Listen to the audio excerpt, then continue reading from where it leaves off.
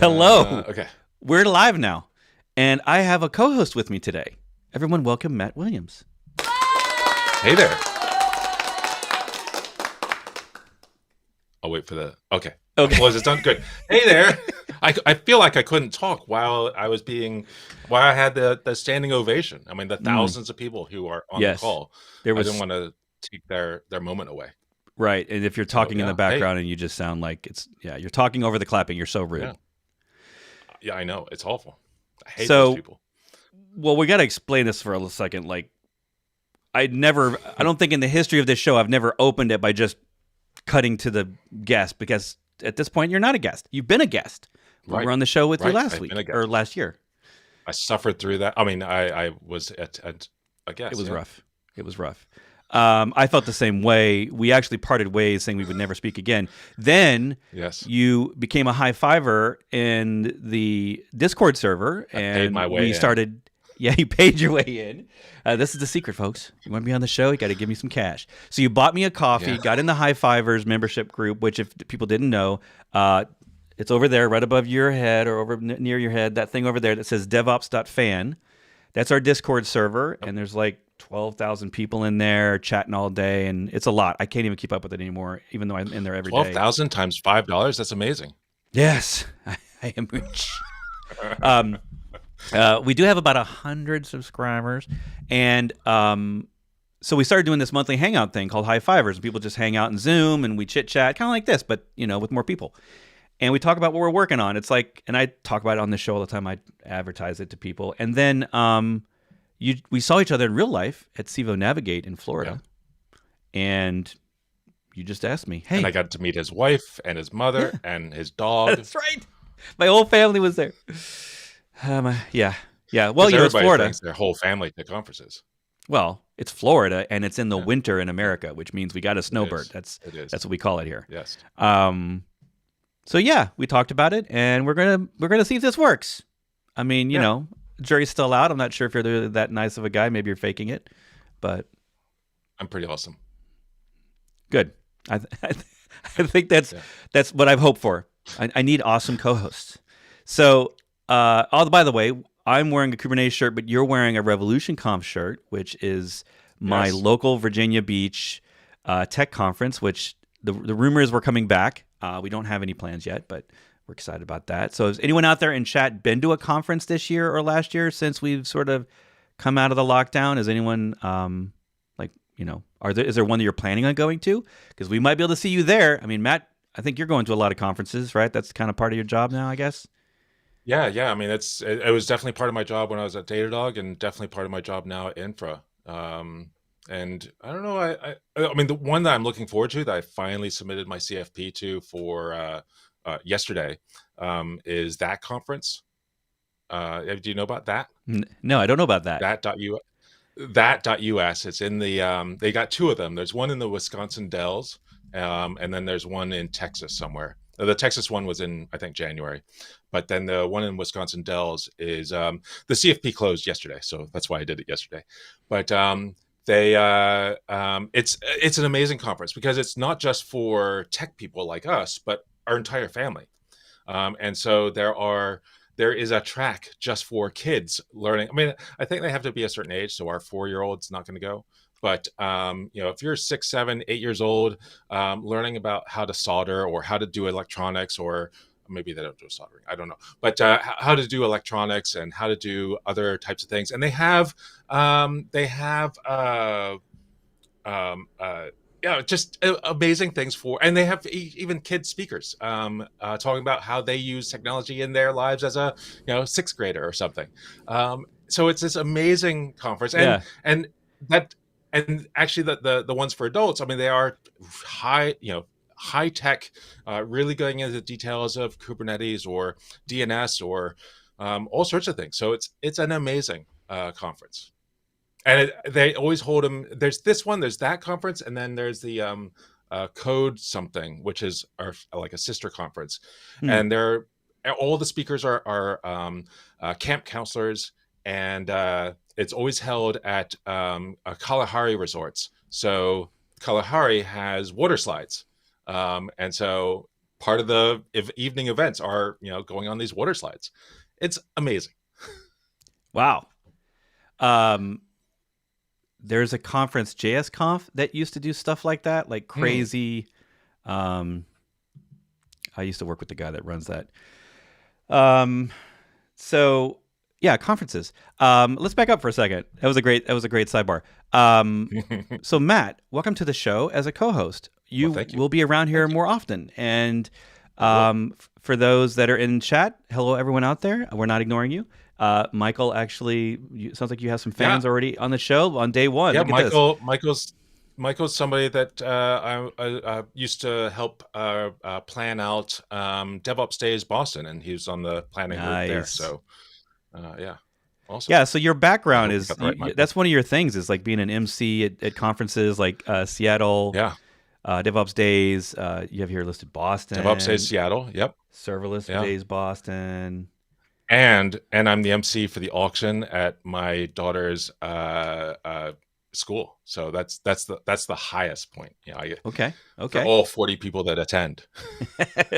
Tough crowd though. I mean, those kids. You got to keep them entertained so they're not distracted on their phones. That's right. So, all right. So you're not new to the mic and the stage. If people haven't seen the episode we just recently mentioned, it's on the go back in time last year after we're done here. It's the Infra show, and Infra is this app that I'm actually trying to use more. I'm actually looking for excuses to use it because it's I don't know, how would you describe it? A simple RBAC and remote access command line for Kubernetes and making more. It super easy to give access to your Kubernetes clusters and SSH, and we've got some really neat stuff coming along for SSH as well. That's hopefully we'll be sharing soon-ish.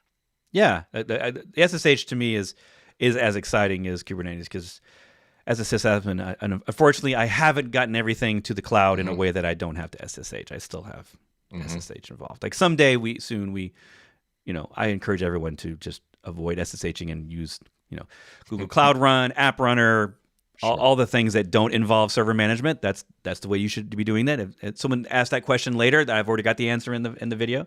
But yeah, it's cool to be able to not just provide Kubernetes. And so if you watch that video, long story longer, or listen to the podcast, basically he does this demo. Matt does this great little demo where it's like it took us seconds for him to give me access to his cluster, and I had needed nothing. I needed only the Infra command line tool on my machine, and it did everything else. And you needed kube control installed, but you're going to have that installed if you have Kubernetes anyway. Right. Yeah. I think we didn't do an SSH demo. We just did a Kubernetes demo, and it was very convenient, and is how I am going to be doing my authentication from now on.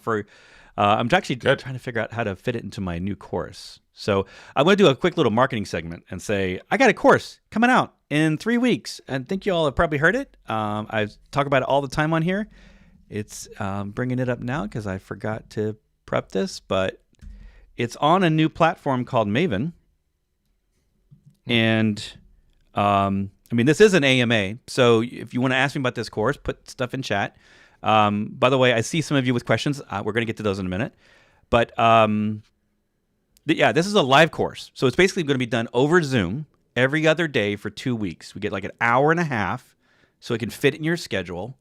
All the times and dates, everything's in here, including all the things you're going to learn, all the people that think I'm great, my big old bio, and then start dates sometime this month. Basically, we start on the 20th, so that's only a couple of weeks away.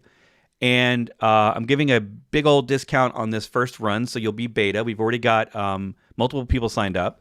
So it's a small group. It's meant for us to hang out and do this together for practice.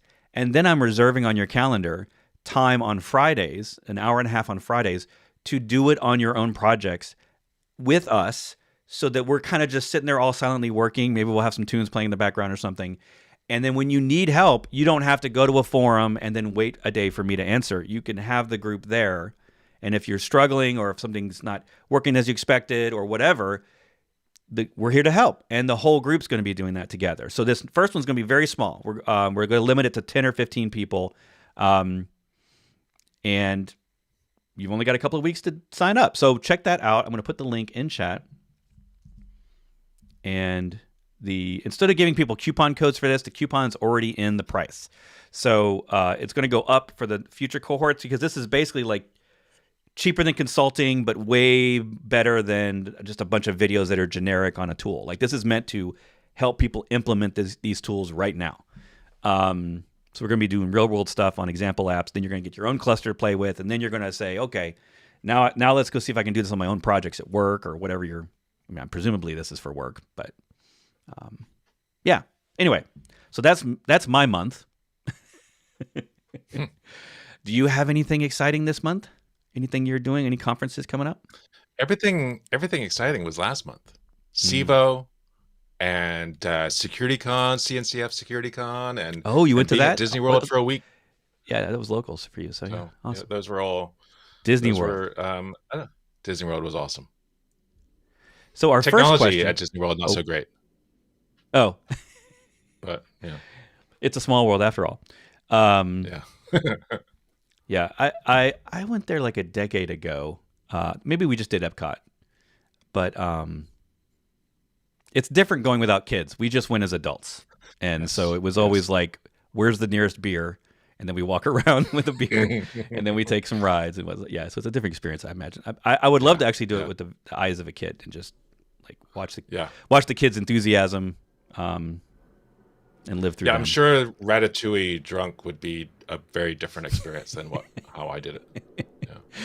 I'm trying to remember. I think Universal Studios has the Twister movie, whatever that Twister movie is or whatever, and it's like Was it called Twister? I don't remember. I think it's Twister. I don't remember the one with Bill Paxton or whatever. Yeah. And that movie is not one I would. I mean that would not be one I'd want to go in after a couple of beers. But I think Microsoft rented out the park, so we had the whole park. So of course we all had beers. We had hot dogs and then we got on the rides, and it was a bad idea. So. Yeah, Guardians of the Galaxy, the roller coaster for that was amazing. I would definitely not want to do that after a few drinks or even a little bit of food. It was amazing. A lot on your body. All right. Yeah. All right. Oh, yeah. Well, back to the questions. Our first question was why someone should use Podman or Podman Compose. I have opinions. I don't. Have none. When you can't or don't want to use Docker, that's really my take on it. Like Podman has some neat features that it can do that like Docker command line can't do. Podman can actually work with Kubernetes or at least deploy YAML or give you YAML. I'm a little out of date on that. There's now Podman Desktop. So a couple of people in my courses sometimes have problems with Docker Desktop, and I will suggest to them Rancher Desktop and Podman Desktop as an alternative. Sometimes if you're working at big companies that require licensing for Docker Desktop, if they don't want to pay for Docker Desktop, that might be an alternative to use Podman Desktop. Podman Compose to me and Podman are generally just replacements for when to me, Docker is the easiest tool, the most convenient tool. Some people just like Red Hat tools and want to do it the Red Hat way. And it's cool now because Podman Desktop means you can actually use all the Podman stuff all on a Mac. I presume Windows with WSL2. I think it now works with WSL2. I learned all this, by the way, because we just had, I think it was last week's show, was all on WSL2 with Corsair. The Captain Corsair, Nuno, who was on, and we talked a little bit about Podman Desktop, and he was mentioning some of the things that it can do. So, you ever use Podman Desktop? I mean, what else? I mean, so what are the? When Podman came up, okay, it was this. The way I originally heard about it was this reaction to the Docker license thing, and I think a lot of people blew the Docker licensing out of proportion. Like, oh, they're going to want money from everyone, and I mean, if it's just for you, even if you work for a big company and you are learning about Docker, and learning is a pretty big word. I mean, it encompasses a lot of things. Then you're not paying, and if you're doing it for actual production use. Is $5 the only price, or are there other tiers? There's other tiers, like the high end with SSO built in is I don't know 15 or 20 a person. I'm not sure what it is, but yeah, per month or so. It's as long as your company is actually. I mean, if it's doing something, it's a pretty small cost, I think, for the value you get. I mean, I don't work for Docker, I never did, but I just never really got it. And I mean, I worked for companies that would pay. I mean, they were fine. It was like, great, Datadog paid the whatever dollars for every employee. Yeah, not every Yeah. company is like a Datadog, but yeah, we're so, getting some comments on it, like Docker Engine CE isn't FIPS compliant. Dan's mentioning unless you download the source and compile it. I know that Mirantis, a Docker partner, also builds a FIPS compliant version, Mirantis Container Engine, which is basically Docker.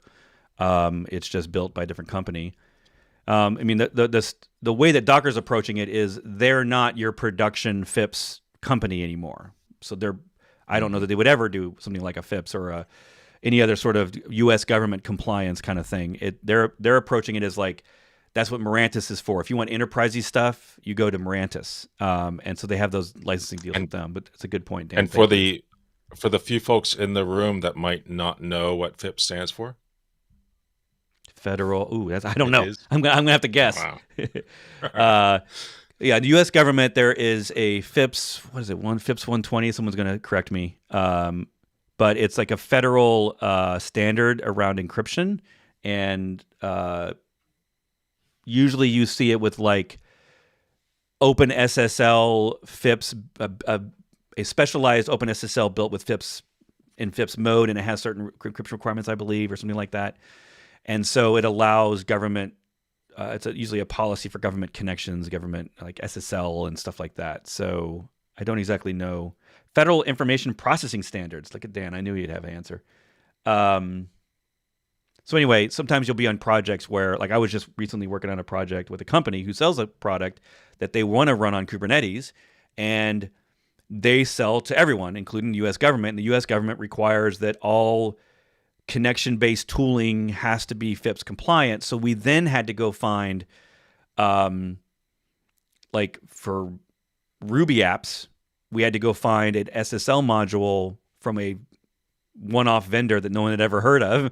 Instead of the standard OpenSSL, we had to go find a vendor that would specialize, would get it built and get it certified with the FIPS. Boy, that's a really long explanation. But yeah, so Podman. And some people got some opinions. Eric's saying if you're in the OpenShift shop, Podman maybe a lot of sense for the continuity. Yeah, so if you're using other Red Hat tools and you subscribe to, I mean, one of the reasons I think that Podman initially was created was, one, if you don't know, people out there on the internet, like there was a riff back in like the 2016, 2017 days between Red Hat and Docker, quite frankly, because at the time we all thought that Docker was like going to make the distributions obsolete and that we wouldn't need a bunch of Linux distributions. We started making container distributions and Core OS and all these things. And that didn't really all pan out. Turns out you still need a full-fledged Linux OS usually. And so I don't think Red Hat's in any danger. But at the time, we were all like, we don't need that anymore. And so Red Hat had opinions. And they also, Docker was doing their own thing. They were a startup and they wanted to do their own opinion thing. And they were doing open source, but not in a way where like Red Hat could just say, hey, we want you to do this in Docker. And then Docker would say, no, we don't really want to do it that way. And then Red Hat and Docker would get mad and put it on Twitter. And this all happened. And so basically, this is my opinion and I'm paraphrasing, but I think that a lot of times like the Podman and a lot of the other tooling that all came out of Red Hat was basically Red Hat ensuring their own future so that if they still want to do it their way, that Docker wasn't going to, railroad them. And not that they were doing that, but yeah.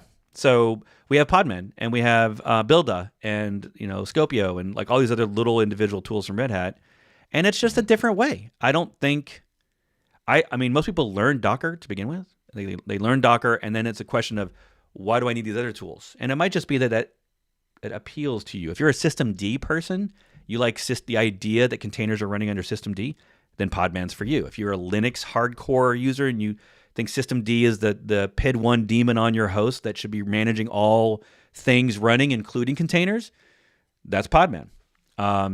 Docker takes a different approach. They do this they take all the things, all the tools, shove it into one big binary and run it as its own daemon, and then make all your containers as sub-processes to that daemon. It's just a different model. Doesn't mean it's better or worse.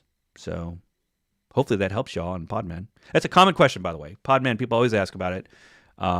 It gets a lot of hype, but in reality, now granted, I got my own worldview because people know me as a Docker guy. So probably people aren't consulting with me about Podman, but I have never had a client ever use Podman. So in my worldview, it's the thing that people use when they can't use Docker. But that doesn't. There's people that love it, and I'm not knocking it. Like, you do you, Podman. All right, what we got next? Oh, neat. Saban's saying that they got a friend that speaks at that. I'm gonna have to check out this that. Check out this that awesome. conf. Awesome, except for the I did have an ice cream there, and in the ice cream there was a piece of plastic. Ooh, which was just a surprise when you're eating ice cream, but they made it right, so it's all good. But not their it was fault. a little bit of a shock. It's not in that case you fault. eat ice cream. Sometimes plastic might be there. That's generally true of any food. Any food. There might be plastic in it. That's going to be the title of this show. There might be plastic in it. There might be plastic, yeah. Tygo, I'm sorry if I'm mispronouncing that. It's got a question. Tiago? Not sure is this the right place. Going through the networking session of the Docker Mastery course, and I created a bunch more, and they always die. There's a second further down. The first one. He says, this was the second message. I created both Elasticsearch containers, but the second one kept dying. And then comes a third part, which is then I created a bunch more and they always die, except for the first one. Yes. So this is specifically about my Docker Mastery course. If y'all want to learn Docker, the links are below, coupons and everything. There's a section in there where we're deploying Elasticsearch. And there's a couple of problems with those lectures that need to be replaced, but it's all in there. If you read the lecture before, it actually suggests that you use, instead of Elasticsearch, you use something else called HTTP env, which is a... by the way, this is our spreadsheet for comparing all the different things out there, Docker Desktop, Rancher Desktop. That was from the last conversation. All right. I had you disappeared. So HTTP env, made by my friend Jerome. Okay, so why am I bringing this up? So there's a bunch of stuff in the course where you deploy Elasticsearch. Well, those videos were made, the original course launch was in 2017. So Elasticsearch back then was way different than it is now. That was actually version 2 back then. And the later versions of Elasticsearch are huge memory hogs. They have specialized configuration you have to do on the host. They're very complicated now. So Elasticsearch, that's why in the course we actually use Elasticsearch tag 2, so :2, which is a very old version, but it only works on Intel or AMD 64. It doesn't work on ARM, Raspberry Pis, Macs with M1.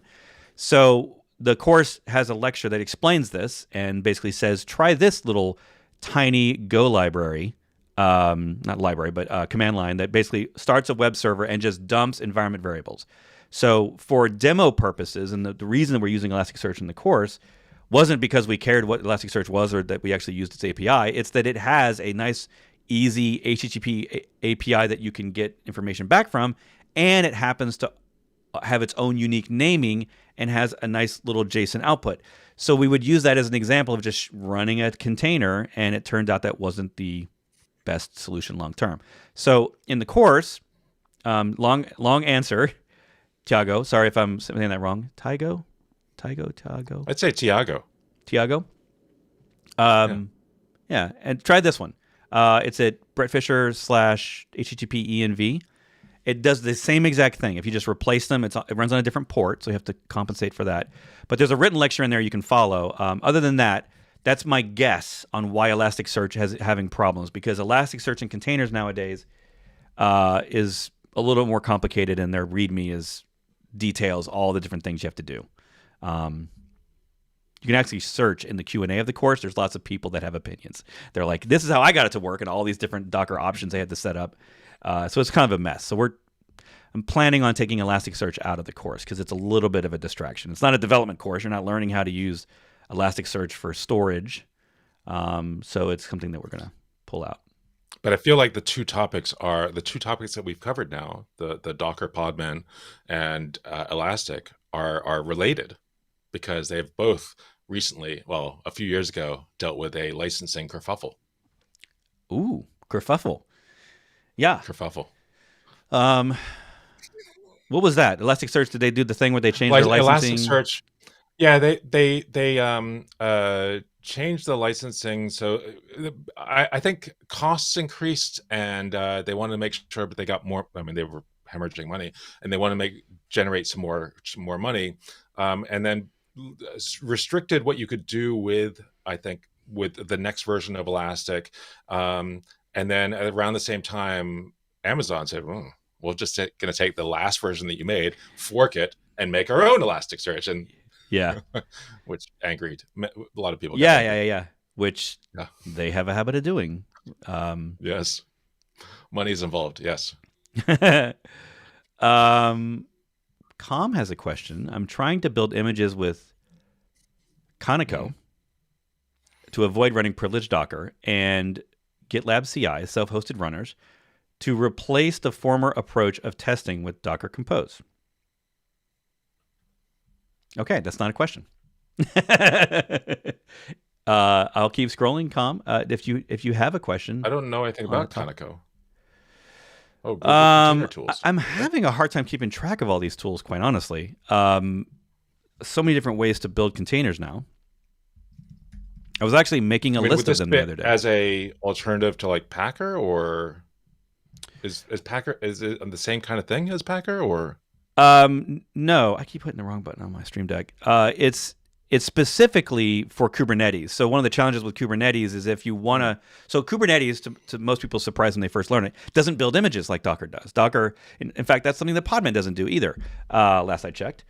Docker does building of images and running of images, as well as many other things. But those two things are kind of, you could argue that they could be separate tools. That's what Red Hat did. They created Builda for that. Builda, like you're from Boston. And which is how I think that's how the name got started. They said it like a Bostoneer. And the problem with Kubernetes is, one, not everyone's running Docker as the engine anymore in Kubernetes. And two, if you want to build in Kubernetes, typically in the past you'd use Docker. And Docker is one of these problems where you have to like escape Kubernetes in order to get to the Docker engine. And now you're doing things on the container engine that Kubernetes isn't aware of. So it could be in conflict with Kubernetes. It gets complicated real fast. So this is, I'm guessing, the most popular project that I know of, almost 12,000 stars, for running inside a Kubernetes cluster to build container images on Kubernetes infrastructure so that you don't need a separate CI infrastructure for building. And so my argument there, Com is replying here, is that the right approach to avoid building container images when running privileged Docker without privileged Docker? So, okay, so this is an interesting topic. I love that you brought this up. So this is one way. I don't use it because I don't build images in Kubernetes. I kind of look at Kubernetes as something that I run. I mean, this is just my opinion. There's many ways to run stuff, and you can run on Kubernetes. But when I'm doing like GitLab CI or GitHub CI, when I'm doing those runners, I don't try to make those run in Kubernetes. I feel like it's doing a lot going on there, and usually CIs are usually very CPU heavy. They can be very network heavy depending on the size of your stuff you're building. So I tend to like that separate. So for example, with GitHub runners from the GitHub Actions stuff, you can run it in Kubernetes, but they don't design it like that way by default. In fact, they don't even really have an officially supported yet way to run it in Docker. It runs on VMs. So there are projects for runners to help you run in VMs because they want to basically do that, have the whole OS to run that build job or the CI job. So in this case, this is a different approach. So that it's not that this is wrong. I would probably look at your infrastructure and think that this is unnecessary complexity. And Docker can run rootless. In fact, if you just go to git.docker.com/rootless, I think that's the install script for installing Docker in a rootless mode. So you can build images with Docker without needing root, if that's your big concern. I personally am not terribly paranoid about that in CI infrastructure because I can mitigate that other ways. Like the minute my job is done in a runner, destroy it and then recreate a new one. There's actually a project for that. I don't know if GitLab has one, but GitHub Action Runners AWS. There is a GitHub repo. This might be it. This is maybe one of them. But this is, for example, a project that allows me to use AWS infrastructure to automatically create runners for each job and tear them down, or it expands and contracts. And there's other ways you can do it, but that's kind of how I approach it. Other people might do it differently. So yeah, it's a great conversation. What are people doing in chat? Like, how are you building your images? I'd love to hear everyone just put in the product or the basic way you build images. I use GitHub Actions now. I used to use Docker Hub when it kind of got stagnant and basically wasn't adding hub features for many years. GitHub Actions became like my favorite place. And now there's these official GitHub Actions for Docker that Docker makes. There's like a half a dozen of them now. And so building Docker. A question I have, you've got this course about GitHub Actions and Argo, and where's the breakdown of when do you do something in one versus the other? Is that a quick answer?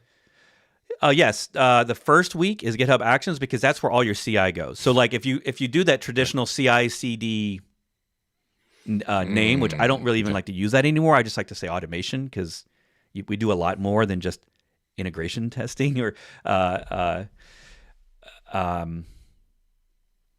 the GitHub Action side is all the automation up to the CD point. And the CD, the continuous deployment or delivery, whichever way you want to define that, that's Argo. So it's called Argo CD because it only does deployments. And it's the difference is between Argo and that's the GitOps model that we can talk about if people have questions. But before GitOps, the way we would all probably deploy stuff was we'd push it, right? Jenkins would SSH into a server and then do like a Docker run or a Kubernetes apply. And then we would basically, from our centralized hive mind of CI infrastructure, GitLab, Jenkins, whatever, we would go out to servers. And that kind of meant that CI had to have like permissions to everything. It had to be able to reach every cluster. And it gets kind of scary when it has all the keys to the kingdom in it. And so now the GitOps approach is a little bit reverse. It's where the clusters themselves run operators, well, not operators, but controllers that they watch for changes. They look for webhooks, or they wait for webhooks, or they can watch images, or they can watch repos. And so I like that model because then that means like if my CI is in a funk, I don't have to worry about deployments. Like deployments can still happen. If CI is in one place, I don't have to worry about it being able to connect to all my clusters. In fact, it generally doesn't have any access to any clusters other than just for its own, spinning up, testing something, and tearing it down. So I feel safer that way, more secure that way. That's a short answer. You're going to get used to this. My short answers are 3 minutes. My long answers are 10 minutes. But that's a great distinction. Like CI, CD, GitHub Actions, and there's a blurry line there, right? Because you can get tools to put into GitLab or GitHub that will do your deployments for you. And they even call them CD tools or continuous deployment tools. But that's a push approach. And I think the industry is kind of growing up to a more of a pull model where the clusters, at least in Kubernetes case, it's like self-aware and it watches for changes and then brings them in, which I think is a better model, better idea. Eric is mentioning other tools. I think he's talking about the same thing, same kind of thing. Jib for Java and Co for Go. He's the one that taught me about those too. Okay. Which I've added to a list. I've never used them, but he likes to bring up that, and I don't know if there's other ones. In fact, if anyone in chat knows of other like language or ecosystem or framework specific Docker image builders, that's what those are. Is like, one for Java, one for Go, and it's They're very specific to that language, and which is pretty cool. I mean, and they might on the back end actually all be using BuildKit, which is how Docker builds anyway. Like it might all be the same underlying infrastructure, but it allows a developer to not have to worry about all the complexity of a blank Docker file, and it kind of does a lot of that for you, which is pretty awesome because Docker files can get stupidly complex. I tend to make them stupidly complex. I have a question that for some reason it popped in my head. Have you done anything? I saw a video pretty recently by another YouTuber that does a lot of Kubernetes and stuff. Brandon Lee did a video a few days ago about using ChatGPT for generating Docker Compose files. And I saw that idea. I saw that video. I actually saw a Medium post about it too.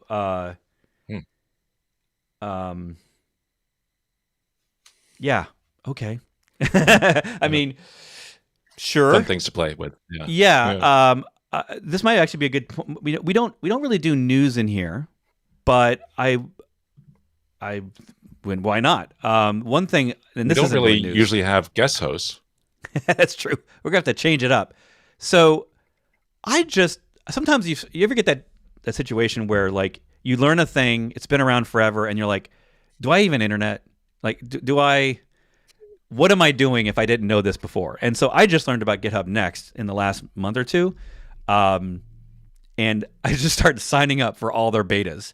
So if you didn't know about this thing, GitHub Next, the reason I'm mentioning this, we'll get back to the ChatGPT, is they have the co-pilot thing, which obviously from a lot of us is not free. So not everybody's using it.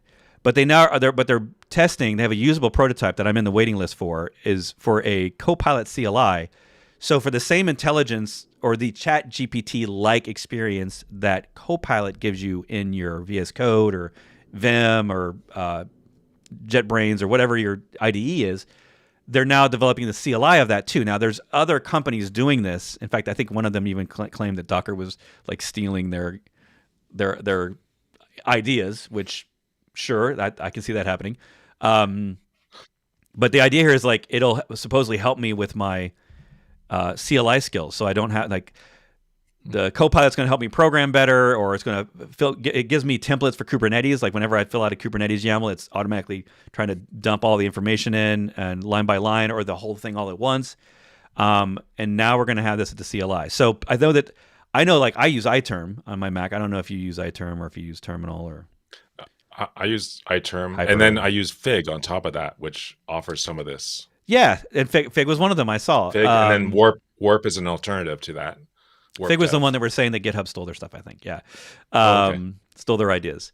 But I got a feeling, I mean, this is kind of like one of my predictions from December. We did a show in December where we tried to predict what was going to be hot. And AI obviously is hot everywhere right now. And it's like every DevOps or tech software is like figuring out how to add, like we're all trying to Bing added ChatGPT basically overnight. It seemed like this is going to be in all our tooling. I've already lost count of how many tools on my machine have this. Yeah. I use Neva Search, which has it built in. I use iTerm has it built in now. You have to sign up for ChatGPT and put in an API key, but it will do this. It's not as intuitive as this, and it's pretty.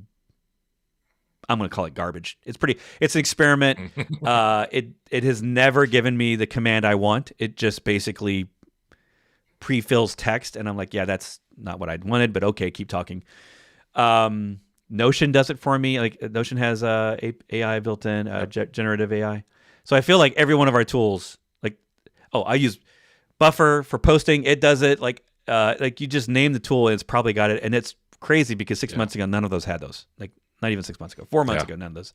And then I have a subscription to a newsletter service called Every, and if you have the Every subscription, you're given access to Lex, which is their take on this, and they've had it for a few weeks or a few months.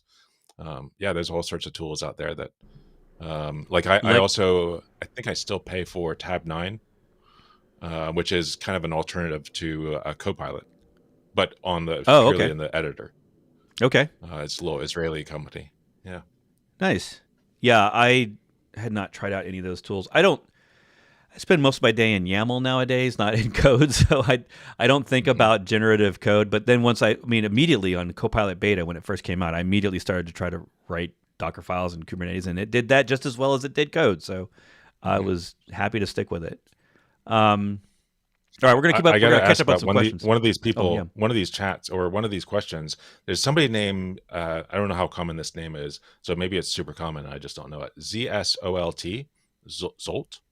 Yeah, that's how I say There's it. somebody else. There's somebody who has who goes by that name, who has a really cool Excalibur plugin for Obsidian. I don't know.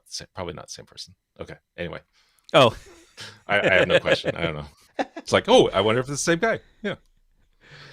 We'll find out soon enough. Anyway, they show up often. I don't. I'm trying to think if I remember any previous questions. We've done this show so many times. It's okay. I recognize names. There might be more than one person with that name, huh? It's possible. It's possible. Yeah. But yeah, anyway, so yeah, GitHub Next, githubnext.com. Go check out if you're a GitHub user, if you like their tools. They have all these ones you can sign up for, get on wait lists. Test Pilot, which I love this idea. Write my tests for me. Basically use Copilot like experience to write my tests so I don't have to. Or just improve tests, because a lot of times I'm using demo apps that other people made, and I'd love to have a test in it, but it's a demo app. I'm not going to bother doing it, but I'm curious to see if this is going to help me. The AI pull requests thing. I've seen a few projects that try to do better commits. Using basically figure out what you've done. The first few versions of this I'd seen where it's just like 4 lines changed, which is a pretty useless commit message. But as they've gotten more advanced, it's like, oh, that thing that it just came up with is exactly what I just did, and it's a whole lot better than I could have written myself. So it's interesting. I think that's a really great potential use for this stuff. I don't know if that's what they're doing here. Oh, this is pretty slick. I'm watching it fill in the I mean, it's they're the 800-pound gorilla. It's going to be really hard to compete, as GitHub is flush with cash, and I just happen to be a fan of almost everything they create. So I am definitely a fanboy of them. So we have a lot of GitLab fan people on the chat usually, which is fine.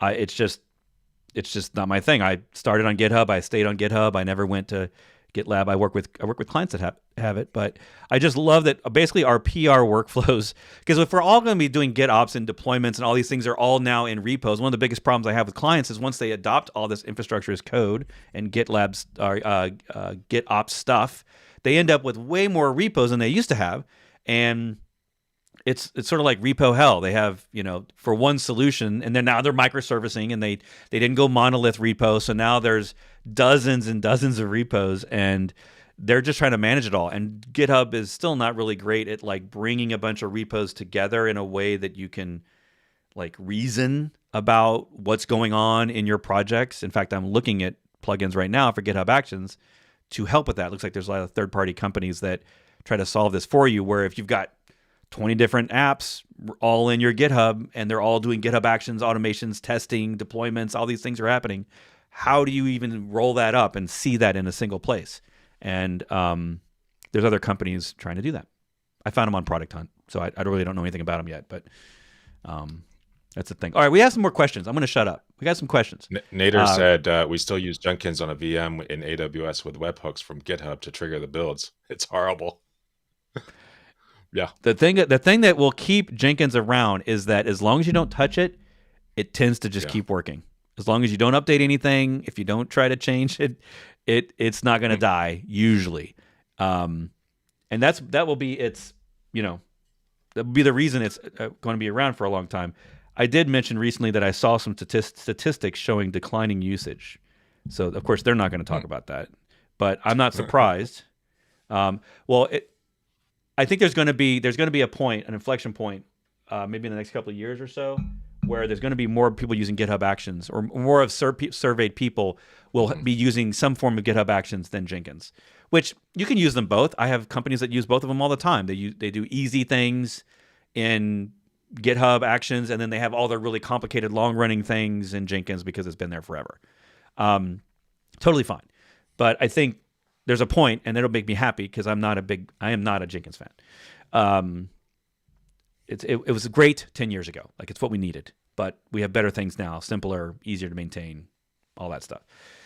Container native tools and like GitHub Actions, and that I think that's going to be like the one to beat from now on. Like everyone who builds an automation product, CI/CD product, whatever, they're going to all have to compare themselves to GitHub Actions. I think, if not now, definitely in the future.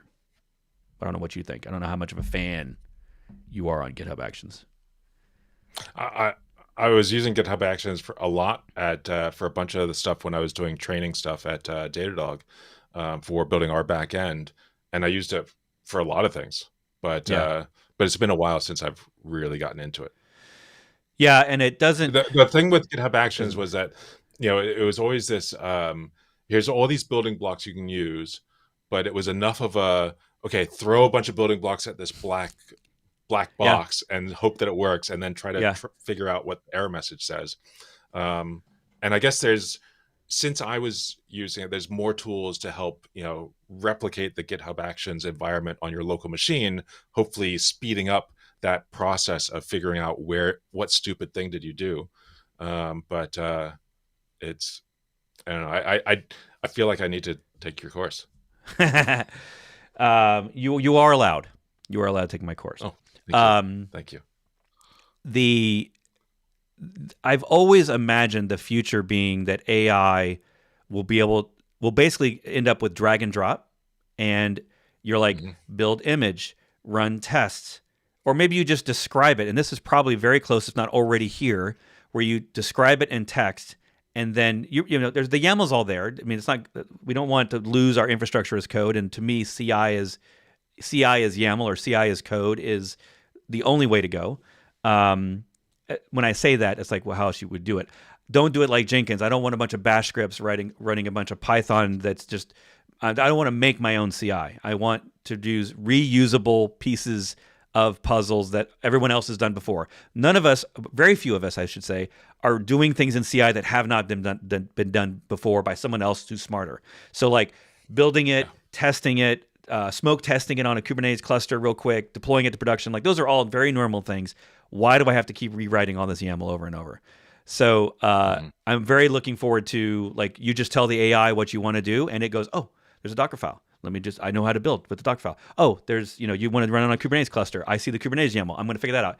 Maybe we're a few years away from that. I don't know. But it seems like we're at a point where it shouldn't be so hard, and people shouldn't have to take my class, because the reason I made this course was people, all my clients and students kept asking me, like, okay, you say build an image, but then what? And like, where am I doing all this? And what order should the things be in? And what should I focus on first, instead of, like, don't do the complicated stuff first, do the stuff that's required, and then make it fancier over time. And my DockerCon talk last year was the thing I worry about that, just saying, describing what you want and then have the system generate it.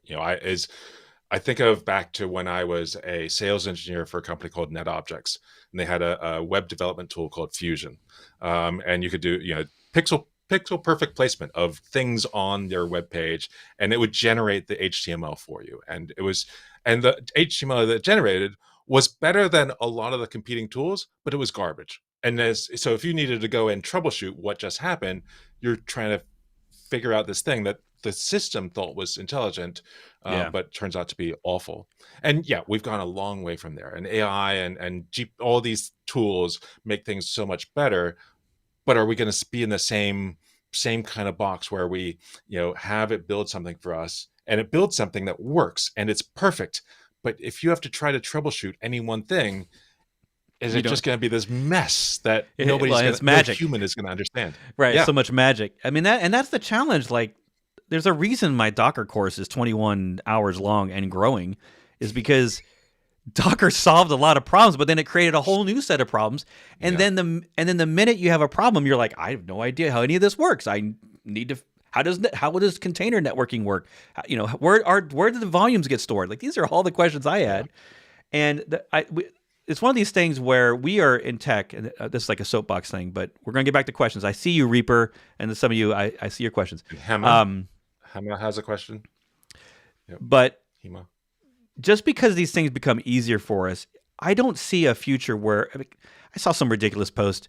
In 5 years we won't be coding anymore, and I think that's all just garbage. I think it's all. I mean, I've been here 30 years, and every time we have this major evolution of something, it happened before, it'll happen again, and all it does is create more jobs. It creates, if more people can program because programming becomes easier, great. But every time we try to do that, it doesn't work. Like, it does work for I've heard that people. This is the year of the Linux desktop. Oh, right. This year. Yeah. This year. I talked to a friend recently because he's a hardcore Linux desktopper, and I asked him, I'm a Mac diehard, but convince me to, and he's like, yeah, I mean, no, you don't want to do that. You don't want to do it. He's like, I do it, but I don't recommend it to anyone. It's basically what he was saying. And it's not that Linux is bad. It's just, it doesn't have 20,000 developers constantly making it better every day at a single paid company with this strategy. I use Workman Dead as my keyboard layout. I wouldn't recommend it to anyone. Right. You use what as your keyboard layout? Workman Dead. Workman Dead? It's an alternative to, QWERTY or Dvorak or Colmac. Colmac is for the popular kids, but I use Workman. I thought you were just making up words and saying things. No, it's real. It's real. Okay. There was a Frog keyboard years ago. I think it was called Frog or something. It was like 20 years ago that I was considering. It was a one-handed full-size keyboard. Do you remember this thing? And it had a bunch of operator keys, instead of control and alt, you had like 10 of them, and so you could each key was overloaded, and you could one-hand program essentially. Basically, move in different directions and down and up and. Yeah. Well, I mean, the idea would be like one hand's on a mouse and one hand's on the keyboard. You never need to move them. Like, I hear you. I hear nothing. Did I go quiet? Oh, maybe. I'm still talking on the internet. Oh, Siri just told me I didn't get that. Can you try again? It was Siri talking. Don't say her name. I got one too. All right, Reaper, Siri's real quick. What kind of problems one may run into if we're using Docker images using a CI tool and then running those images on, let's say, AKS or EKS? I'm not sure. You're going to have to give me a better question, honestly. I'm not really sure by that question. I'm not sure if Matt has any thoughts, but if we're using Docker images using a CI tool and then running those images in, let's say, AKS or EKS, I'm not sure what you're saying. Like, are you saying you're building the images in CI and then running them? That's the normal way to do it. Build your Docker images in CI. You don't want to do them locally. Like that's how you learn, and you can, as a developer, for your local experience, you can build locally. But for real use, you want that CI to build your images, push them to a registry, and then. But I'm not sure exactly if that's what your question is. So if you're still around, Reaper, I know it's been like 20 minutes, but did you see a question? No, not on that. Sorry, I was Siri kept trying to be helpful. Okay. And so I lost audio for a while. Yeah. No worries. Hema has a question, which I'm not going to have an answer to. What would be the best practice to have dynamic subdomains in a Pern application on Google Kubernetes engine? So I am not the GKE person. I have used it, but I am definitely not at the level where I would know about how to make dynamic subdomains. And I had to look up that Pern is Postgres, Express, React, and Node.js, and not Dragon Riders of Pern. What book is that? Is that a book? Yeah, there's some sci-fi fantasy. All right. Yeah. You and I are going to have that chat someday. Yeah. I just got my friends to watch Ready Player One because they were a big fan of the books and had read them multiple times but never saw the movie. One of those people that were like had apprehension about seeing the movie because they might think it would ruin their book experience. But I thought it Right. was really well done, so I invited them over and we stayed up late watching it. I Yeah, did I'm just see now a reading all these question in people there talking about about. branching strategy. Branching strategy, do you recommend GitFlow, GitLab Flow, GitHub Flow, or others? Is the GitLab flow different than GitHub flow? I don't actually know. I like Yeah, I don't GitHub know. flow, but it's only for simple setups. I think I worked with a company last year that they deploy on-prem products in a very traditional methodology, so they have multiple release branches, and GitHub flow doesn't really work well with that. So they're shipping 5.2 at the same time they're shipping 5.3.2, and at the same time they're shipping 4.7.2 beta patch 1. So they have all these different release. They have a very, very, I mean, it's necessary, but it's very complex. For the rest of us that ship our main branch, our master branch, we ship that. That's that thing that's always releasable. I like GitHub Flow. What do you think, Matt? I do what I'm told. Somebody else chooses the process, and then I ask stupid questions in Slacks, like, I've done something stupid. How do I get out of it? What? So I don't know. I Yeah. am the wrong person to ask about this. Yeah, I think the GitHub PR workflow process pretty much nailed it for me, and so I would say most teams I work with are operating in a GitHub flow model where they're branching, feature branching, they make a branch. Now, whether they do it in that repo or in their personal repo, most of the teams I see, they do it in that repo. They don't actually fork, mostly because so they can just keep all their code centralized and not in a bunch of people's personal accounts. So they keep it all in the repo. They have branch protection rules so that they can't accidentally, push to main or master. Like they don't want to do that, so they put in protection rules, and they all have feature branches. And sometimes they're very long-running feature branches that take months and months and get really big. But other than that, I don't really. I'd say keep your PR small as possible, which I constantly break that rule all the time. Thank you everyone, by the way, for being here and for answering the question about I'm reading through all the comments about using Jenkins, using GitHub, all that stuff. That's great. I love to know like what people that are here are actually using, because I have my own opinions and I don't use it all. So. And then I see down towards the bottom, what resources would you recommend to learn about CDC? I guess CD when it comes to Postgres databases. Does CDC stand for something else? Not Centers for Disease Control? Yeah, C. Dixon. Maybe tell us. I'm not sure what that means. So I just going back to this related to this, going back to the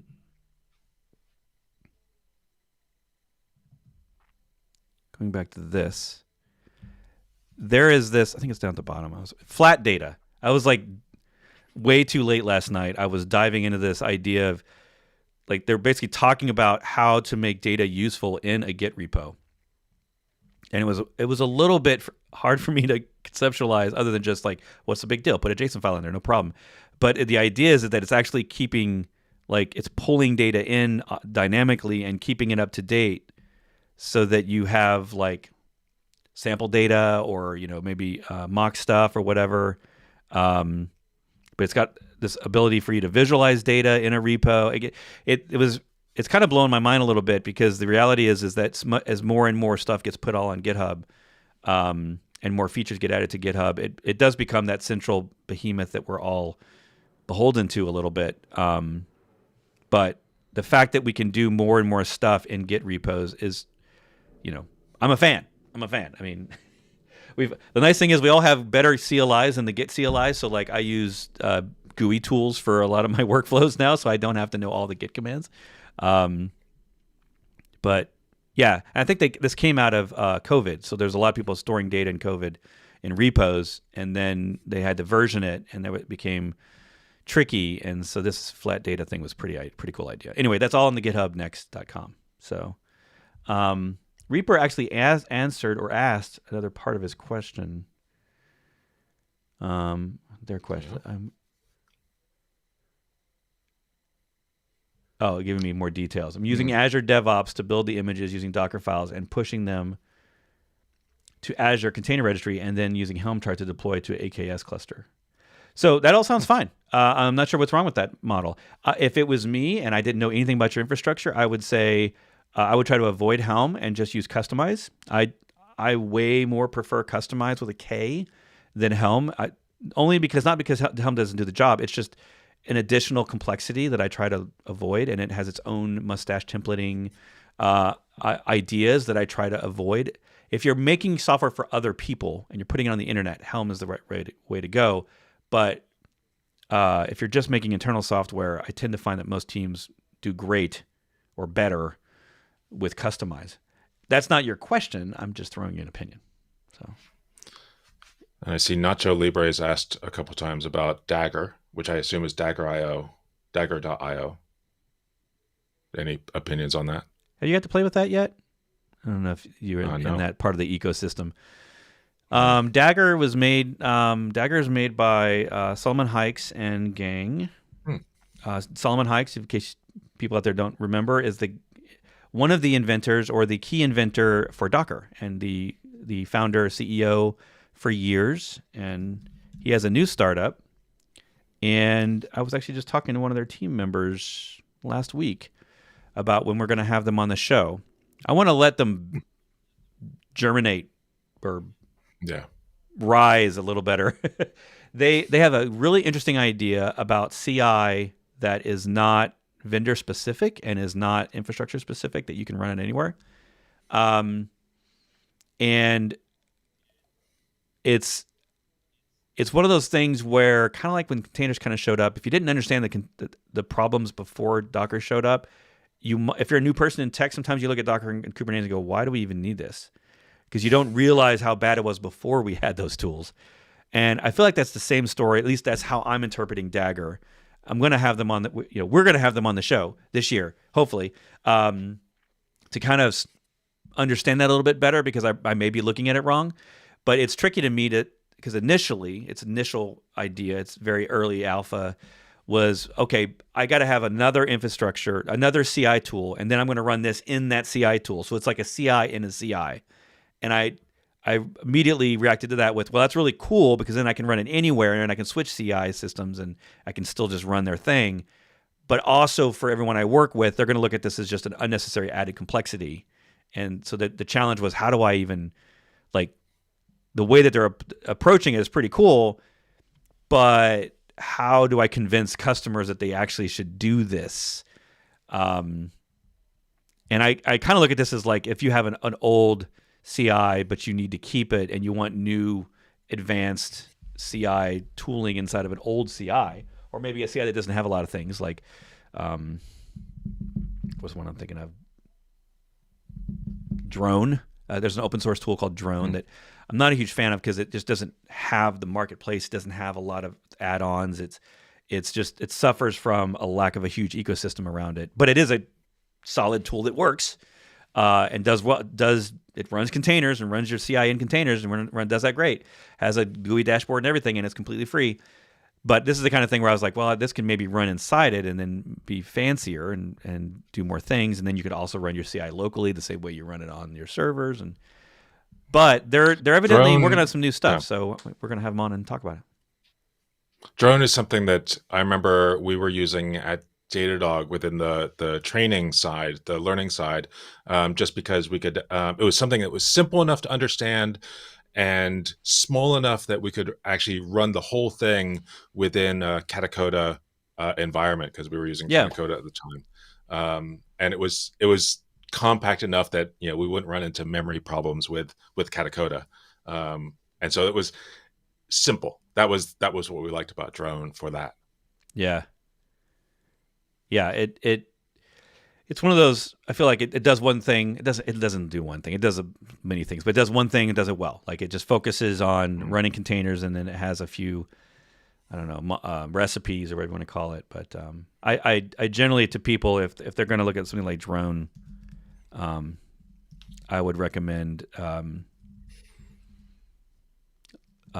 me, this is another soapbox, is the where you run your automation nowadays is consolidating to where you store your code. Like it's happening everywhere. GitLab, Bitbucket, GitHub, all the places where your code lives is the places where the automation innovation tends to be happening right now. And I mean obviously we have things like Dagger, but Dagger's meant to be run right now, at least in its current iteration, as far as I know. It's meant to be run inside of those CIs. So it's not replacing them yet.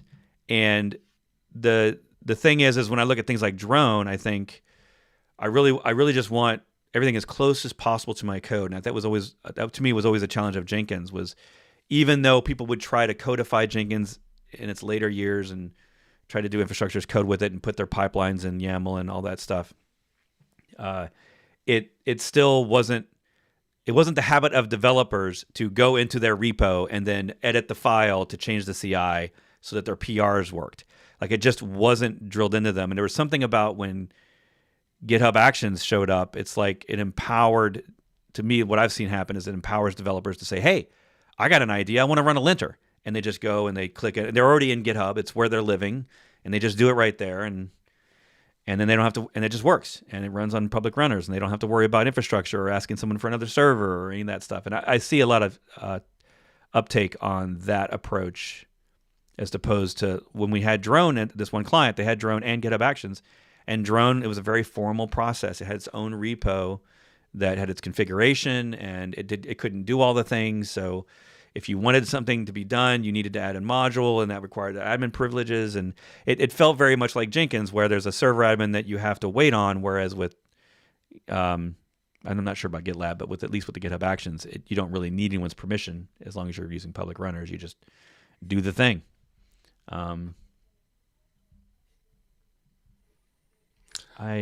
So unrelated to the question so far, just thinking about containers in general, there's CNCF does a annual survey, and they have the 2022 survey came out, I don't know, recently in 2023. But one of their like key findings, overall findings, containers are the new normal, is what they're saying, and WebAssembly is the future. Now, I know you had somebody, Nigel Poulton, I think, talking about WebAssembly a few months ago on this. I know just because I do another one of these streams on Tuesdays with a former colleague of mine at Datadog, Ryan, and we were talking about this report in a lot of detail. But I don't... Any opinions on, I guess you had the call about WebAssembly. What is your thoughts on WebAssembly as it relates to containers?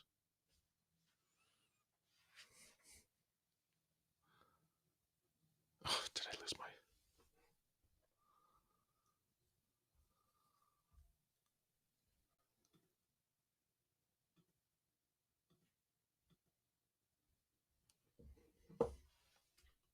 I was muted. That was my fault.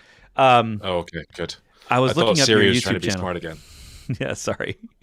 I'm trying to do too many things at once. I'm on YouTube trying to find your channel. It's Techno-Evangelist, right? Techno-Evangelist, yeah. Nice, easy thing to spell, right? Yeah, I should... I was having to do the math, the word math in my head. Did I find you? Yes, I got it. All right. Okay. So in case you didn't know, Matt has his own channel with his own videos, and he didn't ask me to do this, but he's, by the way, this your camera on this is excellent looking. I actually think it almost looks like that was 4 years ago.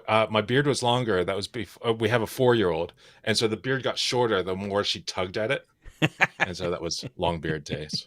Long beard. Back when you were Longbeard. So you do a weekly show. That's a Techno-Evangelist. I'm going to put this in chat for people. Yeah. But so... we were super popular. Got to start somewhere, man. Got to start somewhere. Yep, that's it.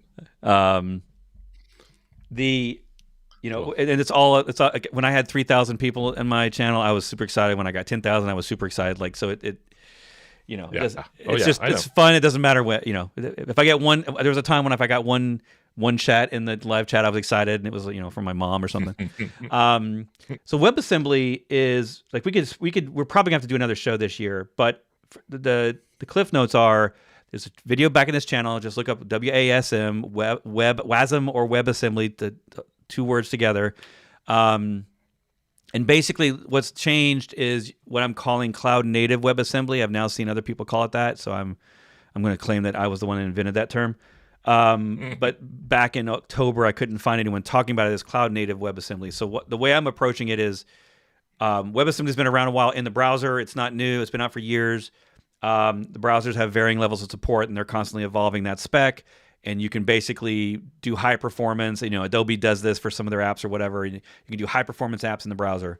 Well, Cloud Native is allowing us to now do WebAssembly on the server. The problem with WebAssembly is that it doesn't know things like what is a hard drive, what is a disk, what is a network, how do I communicate with proxies, like what it doesn't. It's a lower level than that. So, and it's always running in a browser, so it's in a very restrictive environment anyway. So there are these new runtimes that use something called WASI, stands for WebAssembly Systems Interface, I believe, and that's a new hot thing that's basically trying to define the spec for how a WebAssembly app can run on a server and do things like make a file on the hard drive, or understand what Linux or kernels are, and it gives you it's locked down by default. It's very secure by default. So rather than a standard app on a Linux computer, it just has access to so much of the kernel. So there's a runtime involved, and there's a couple of them. There's Wasm time and Wasm Edge or something like that. And so there's different companies, different runtimes. And the thing that's unique here and special is not so much that today you can write in any programming language and then convert it into WebAssembly and run in a container. But I think that's probably the future. But we're in no way there yet. Like most languages, if it's even possible to compile it into WebAssembly, it's not obvious. It requires extra stuff. And that WASI interface is very limited, my understanding. I actually haven't even looked through the spec of it, but it seems to require lots of special activities for you to do common things that every programming language can do out of the box, like multi-threading. Well, not every language. But it doesn't have multi-threading. So you can't multi-thread at all in WebAssembly. And there's garbage collection, I think, is an issue. There's all these other things that, regardless of the language you're using, it will not support. So we kind of have to wait for all on that. But at the same time, the people like in Docker and Kubernetes land are saying, okay, we don't want to reinvent the wheel here. And this is the part that I really care about. We don't want to reinvent the wheel. So if you make an app in WebAssembly for me, and I'm your DevOps dude, I just want to deploy it like any other container in my solutions. I want to run it on Docker or Kubernetes or however I want to run it. So what the spec on what I care about is the specs that we're coming up with for how WebAssembly is going to be a new type of container. It's not new as in it needs a new technology. It just is when you actually look at the platform type of any container you run, it's either like Linux ARM64 or Windows/AMD 64. So it's OS and CPU architecture. Those two things make a platform, and that's how Docker and Kubernetes know to run your container. And of course, you can only run, in most cases, you can only run a Linux AMD 64 on a Linux AMD 64 server. So Kubernetes has the ability to match those platforms and run the right workload on the right server. Docker does the same thing. And now what we're coming up with is a standard for something called the platform of Wasm/WASI, which means run a WebAssembly container using the WASI standard on my server, and it becomes a container that you can run on any engine, any container engine, regardless of other platform, because that platform, and here's the cool part, that platform will have the WASI runtime on it. So it now becomes, unlike, if you think about it, it's almost like if you were a Node person, it'd be like me putting the Node binary on the server before you gave me your app. And then my container, your container you give me, is now running on the Node binary that I put on the server. Well, that's generally a bad idea because all the programming languages evolve quickly. But the hope is that this WASI standard will be at least low-level enough and standard enough that it won't constantly need to change, and we won't have to worry about, well, mine uses WASI 1.1 and mine needs WASI 1.2. Hopefully that doesn't happen. because what's going to happen is the infrastructure is going to have that runtime, just like it has container D today. Container D has this run C runtime in it that knows how to talk to the Linux kernel for you and run a container. Now we're going to have another runtime called Wasm Time or Run Wazi or whatever they're called. I keep forgetting the Wasm Edge, I think is what the other one is. And these will be on the server, and then Kubernetes will know, oh, your container is a Wazi container. I'm going to give you this runtime to run it. And then the only thing that you have in your image is a single binary. That's your WebAssembly precompiled binary. And so that is like a world where once all these little, it's going to take us a couple of years, I think, to get there. But once all that's worked out, the idea would be is whether you're a Python developer, Java developer, whatever, it might be faster. And in some cases, it's even faster than native to put it into a WebAssembly app. So our build time environments will just make WebAssembly apps all over the place, and we'll be deploying them on servers, and all of our container images are just one file each, which is kind of utopia. That's kind of crazy and amazing all at the same time, but we're years away from all that working. So that was a 30-minute talk in 5 minutes. Like similar things to think about as with Lambda or serverless. You build out your application and it's running on this thing that probably has Node already installed on it, but then a few years after you deploy it and you have got this Lambda function running, you get the notices from AWS saying, okay, we're going to phase out the whatever older version of Node that your app is based on. Yep. Yeah, and I mean, I'm not the one to follow for all this knowledge, but we will probably have those people on this show whenever that starts happening. It's going to take a while because any open standards take a while to formulate. It takes time, takes years. So right now, like you can do it on Azure. Azure actually has a way to do this on Azure Kubernetes AKS, but one of the things I think it still requires is you have to dedicate the nodes to Wazi. So you can't just like run Linux containers on there. You have to only be able to run this. And I think that's possibly a Kubernetes limitation where Kubernetes doesn't know how to run multiple platforms on the same machine because we've never been able to do that before. It's never been a thing. It was either Linux or Windows, ARM or Intel. Like you couldn't do both on the same machine really. I mean, there's always QEMU, but so this is a new idea, and I don't know for a fact if that's one of the big blockers, but right now you have to make a node pool in Kubernetes and say that's just Wasm, which if you only got a couple of apps, it's not going to scale well. So anyway, my hope the future is every node can run Linux or Wasm. It all doesn't matter. You just have infrastructure, and you just have to make sure that you're putting the Wazi binaries or these runtimes on all your servers, and then you sort of and they somehow tell the node that it's capable of running multiple platforms, and then Kubernetes just knows. And then you just do the magic, and then at the end of the day, it's just an implementation detail, and none of us care. Like, make your app in Wasm, make it in Linux, we don't care. So that would be awesome.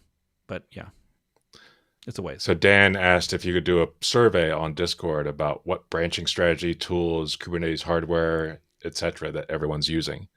And I've noticed that based on some of the comments that were made above, it's like people are coming at these questions from very different perspectives with different types of teams that they work with.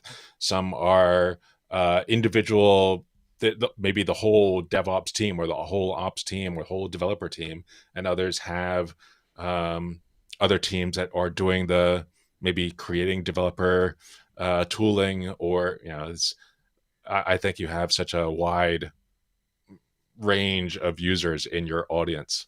It would be interesting. I don't know. Have you ever done that on Discord and what branching? Yeah, I've not. I don't know. I have to think about it, Dan. That's a great idea.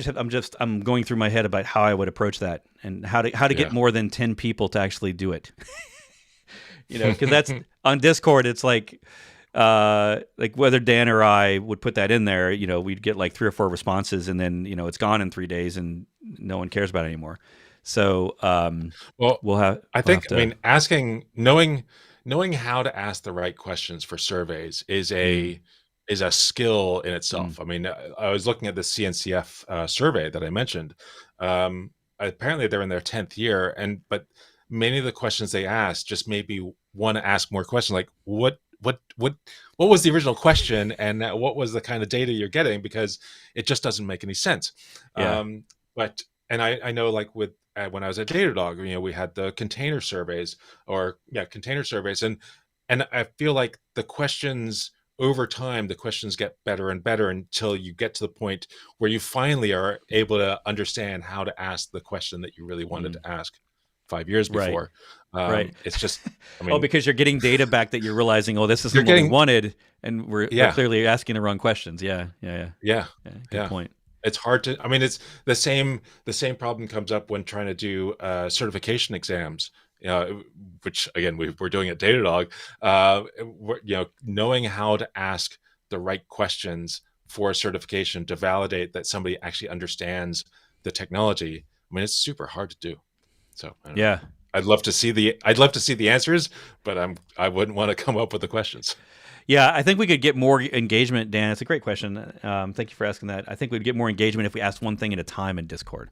Like, what do you use for your code repo hosting? I was late to the game on Git. Is that how we say it with 2 T's? Git. And then I just learned about Go. The other one that's open source, that's kind of like Git but not as feature rich. Anyway, so I'm a little late to the indie Git repo hosting. I mean, way back in the day when I first learned Git, it was like you just set up an SSH server and everybody does that. Everybody's using SSH and putting it on just a random host in their user directories or whatever. Joseph has a question. What would you recommend between GitHub and Jenkins for a test pipeline? Well, you heard me earlier. If you were here earlier, I'm not a fan of anything Jenkins. So if you can avoid Jenkins, and it's not so much that Jenkins itself is like horrible. Well, maybe it is. It's Java. So it's just that it's traditional infrastructure burden. You've got to set it up. You've got to figure out how to back it up. You've got to test restores. It's not easy to do that. I've seen lots of people fail at it.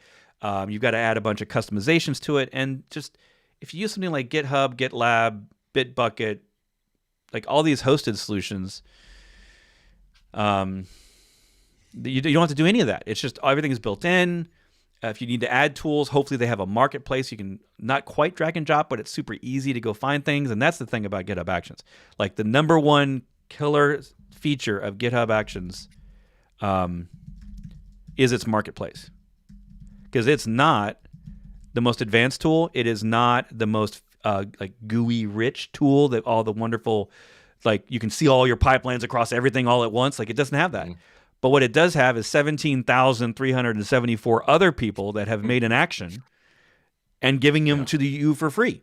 So when you look up Docker, you look up and you find the official Docker stuff from Docker on how to do all the things with building an image, including this really, my favorite one here is actually the Docker metadata action, which does all these cool things around labeling and tagging your image without you having to manually like create your own script with environment variables for all the ways you want to tag something.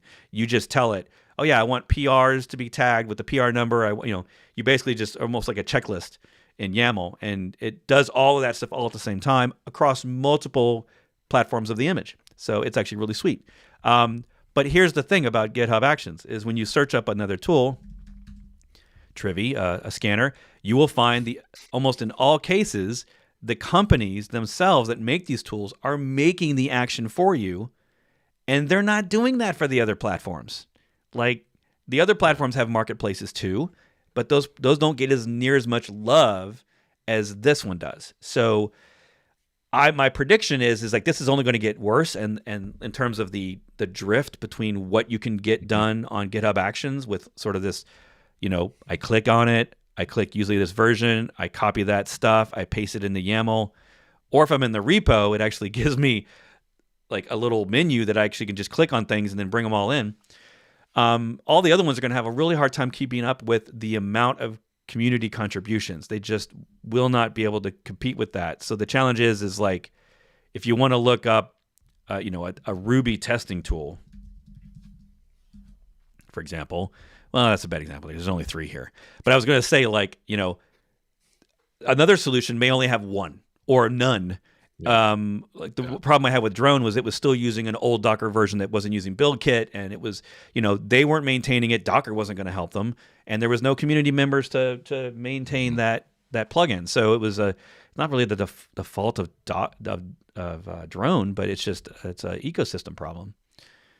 That's why I think it's going to be a winner. One of the reasons one of the things I use GitHub Actions for was for working with. I like to build little tools in Dino. The alternate node you write in TypeScript, and so you write it once. I write it once on my Mac, and I've got a bunch of GitHub Actions which will take that and then compile it for all the other platforms, and then generate the artifacts which get added to the release in the. So I just push it, push and tag one commit, and boom, I've got all these other executables that people can download the right executable, and it just works. And it's like I spend a bit of time building it one time, and I just forget about how it actually works, and it just does it.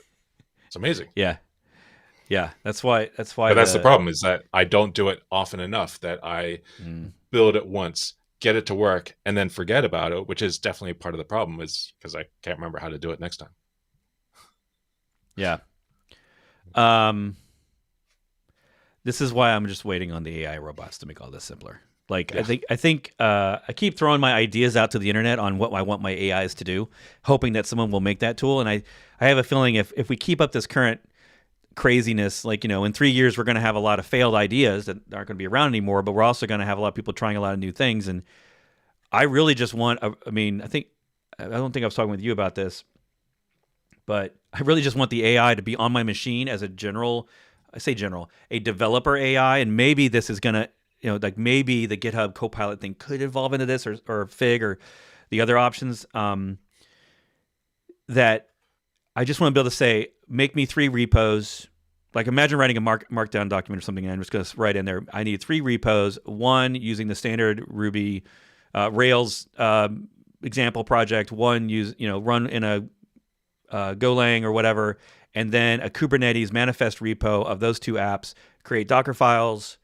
I mean, this is all like super boilerplate stuff, right? Like, there's examples out there already, but I don't want to have to, each one of those activities requires a separate tool, a separate, Google search. And I think that the AI has the knowledge to do it. It just doesn't have the control on my machine to be able to make files, put them in directories, organize the directories, and then tell it I want them on GitHub. So it automatically knows to make private or public repos for me with the names. I mean, there's a lot of this that for every time I create a new sample project or a demo or something, there's all this stuff I do just to get like one line of code to build in an image and deploy. And it's the same stuff every time. So I'm looking for those days, like when AI can just. So as you were talking, did you already find my solution? I opened up chat.openai, whatever, ChatGPT, and I just randomly put in, create a GitHub action to build my Rails app for a Kubernetes manifest. I don't know. I was just random words I put in there, and it did it. It's there. I mean, and I'm going through it, and it's like, okay, create this YAML file, this build YAML file inside the GitHub workflows directory, put this code in there, and it's these are the GitHub actions you would run, and then replace these placeholders, commit, push the changes, control, apply. I mean, it did it. It's amazing. I don't have to work. It did it, but did it actually do it on your machine for you, or did it just print out instructions for you? It print out instructions. Yeah. Oh, you want it to actually do the job for you? I want it to do it. Yeah, because I mean. Okay. I mean, that's the next level. You wouldn't want to lift these little dainty fingers, would you? Well, I mean, because the activity of creating the files, copying and pasting stuff in, creating the directories, creating the git ignore, like this is also. I mean, that's why we all create template repos. But the more you make that template repo specific to solve a problem, the more it's not going to work in every case. So I'm always challenged with template repos because I can't make them programming language specific, because then it would only work in that one. And I don't want to have like a Git history of like deleting all the things out of the template repo I don't want. I don't know. I struggle with all that. So I kind of want the AI to just do it, just make all the files and make the repos. I think we need an integration with Yeoman to do actually the building of all the and then we just press one button. Oh, except we don't want to press any buttons. That's right. Oh, well, we can certainly. No, I'd love to have a dry run option, like where it just tells me what it's going to do, and then I'm like, yes.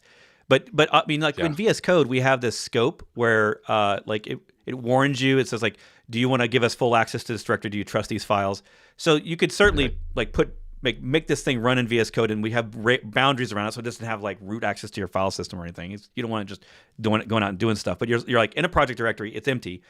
Do all this stuff, and then also like make a commit, make an init commit, push it to my, wherever my stuff's at. And if you give it enough knowledge around your tools, like I use GitHub, I use, this is my account, and you click to a couple of things, and suddenly it should be able to just light up all this stuff on its own. And you've essentially, on every new repo or project, you could save the first hour probably of, especially as we get into automation. Like when we're all used to like, hey, I just need to build a Docker file, I need to run the tests, whatever those are in my language, it's going to figure out where those tests live and run them. And there's a standard command for most of that stuff. And Vrash has a question. Let's create a complete SRE project. It's not a question. It's a request. A demand, maybe? Let's create a complete SRE project, all the popular tools, every step combined. So how popular does it need to be in our project? Yeah. And I'm not sure I understand that about SRE, because my definition of SRE is not necessarily something where they would create a bunch of tools or use a bunch of tools. So yeah, tell me more. But also, I'm really busy, so probably not. Matt said he had a whole lot of free time coming up, so he can just do this. With DevOps days, either Boston or Seattle or any of the other DevOps days around the country and around the world, all the organizers always get somebody in the room to ask a question. And this year, I got somebody come up and says, "Well, you're not talking about DevOps, because DevOps is just about," and he mentioned whatever tool it was, Jenkins. It's like, that's DevOps. It's like, no, right? No, that's not DevOps. I mean, it's not just about the tools. So that is a great statement. That is a great statement that I like to say is there is no DevOps tool. There are tools that you can use badly, or you can use them in a DevOps mindset.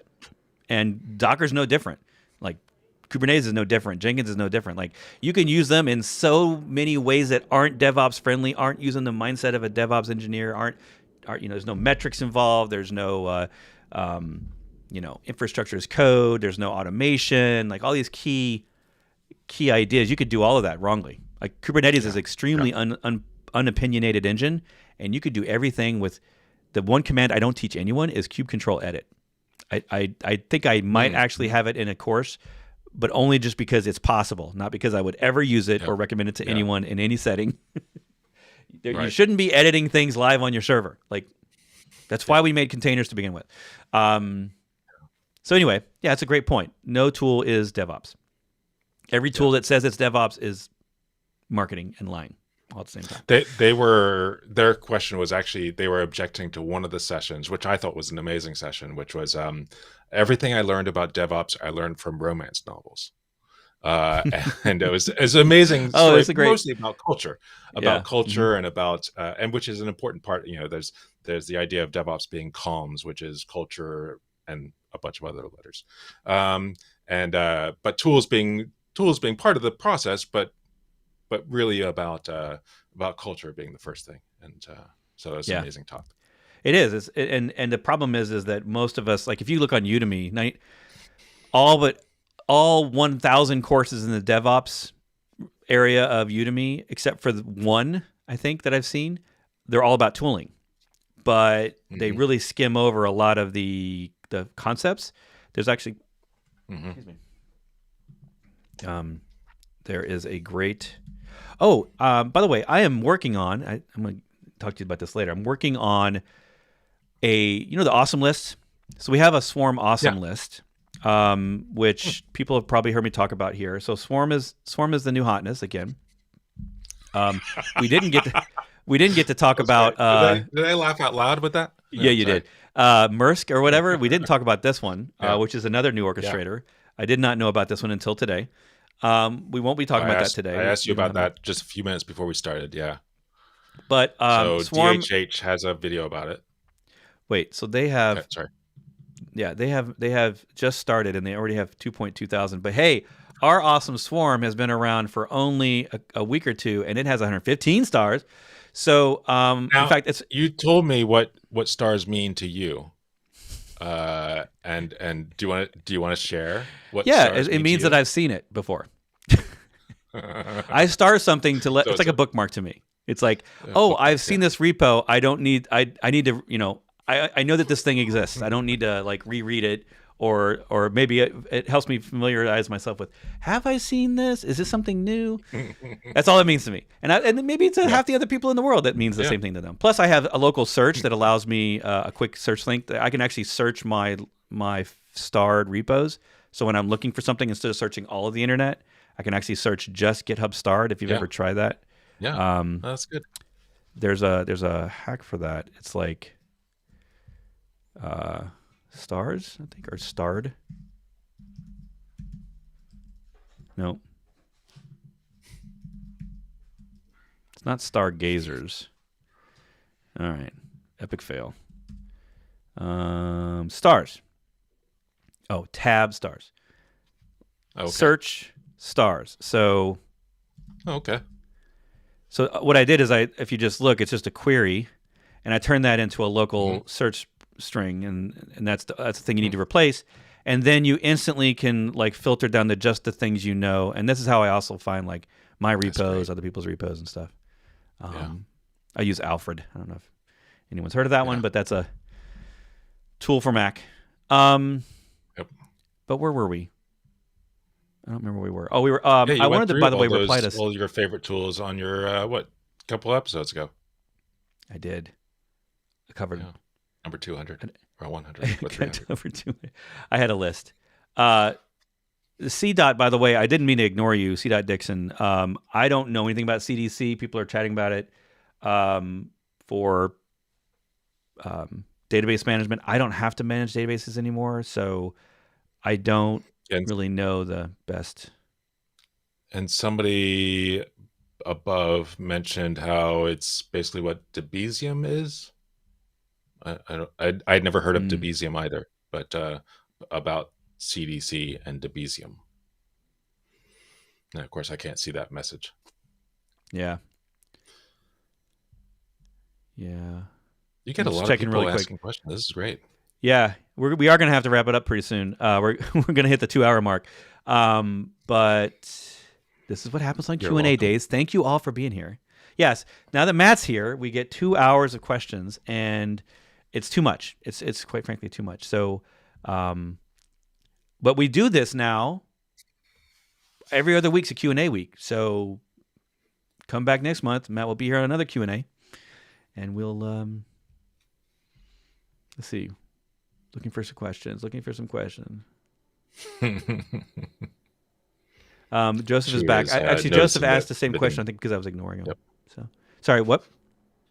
No, Chewy's at the bottom. Damn it! Every time I catch these live streams, they always finish. I often catch things just as they end. Yes. So, and that's what happens on this show is if we do it long enough. It's like a magical 60-minute mark, and then maybe a magical 2 hour, like right before 2 hours, we get a flood of the same questions we got an hour earlier. And then we're like, okay, rewind. Like I really don't want to answer it again, because most of the time, as you can see, my answers are not short. So, Vrash asked, would eBPF change the way we look at platform engineering, and does it have anything to do with Wasm? No, and to my knowledge, no. No. Great question. I'm not necessarily an eBPF expert, but all the tooling that I see using eBPF right now is really focused around security and observability. So I don't know that WebAssembly. I mean, I don't know this for sure because I don't know the players necessarily how their executables work, but I have not heard anyone in any place, I think I've watched from KubeCon or anything about eBPF in WebAssembly. But Tiago has another question. How does getting proficient with DevOps compare between studying at home as an individual, no scaled production normally, just in theory, and then at work where we face real world problems? Well, for sure, that's definitely going to happen. So that's not a reason to, like, that's just a fact of life of anything in tech. No, I mean, we all come out of, if you go to a university, I was just talking with my physical therapist this morning, talking about, she was advising me on an Olympic lift, which I still try to CrossFit. And I was asking her if she learned in university, like, did they send her to Olympic lifting classes so that she learned all the barbell movements? And she said, no, they didn't teach her anything. And she had to learn all that. She's now an intern and she's having to learn all that on the job training. And I was like, that happens in my industry. That's why I exist. That's why my internet presence is there, because people need help after university and in their career on getting up to speed with container stuff, because it's not really taught in most universities. So I would say DevOps is not well taught in most cases, and it tends to focus on tooling, not the culture, not the process, not the mindset, and the core principles. But yeah, absolutely. When you get to work, it's going to be complicated. And I think the hardest parts are that it's not even about tooling. It's about, you get there and you're all jacked up on the DevOps Red Bull, and you're like, DevOps, DevOps, DevOps. And they might not be ready for it. They might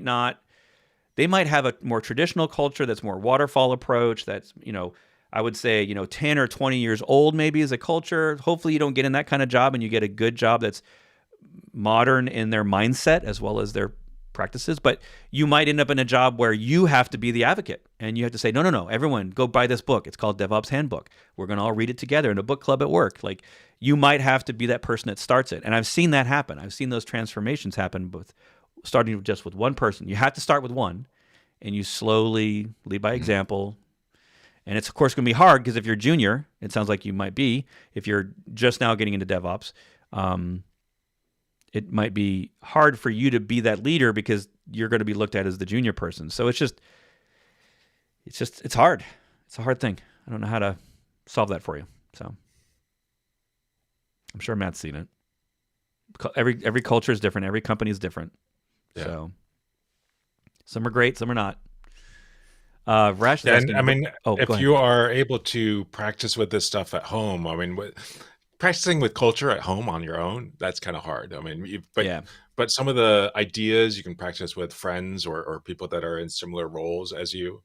The technology that maybe that's a little bit easier. I mean, I know I said DevOps is not just about the tools, but practicing with the technology, whether you've got okay, Raspberry Pis are kind of hard to get right now, but I've got a whole bunch of these Pis sitting around.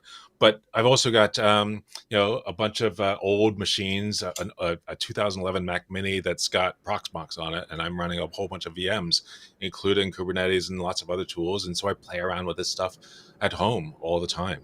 I mean, so tools, the tools, the culture. Again, the culture is harder to do, but that's and as you, if the company that you're at is not as receptive to these ideas, learning the technology means that you are even more, learning the technology at home means that you are even more qualified to take another job at another company that is more receptive to those kind of ideas.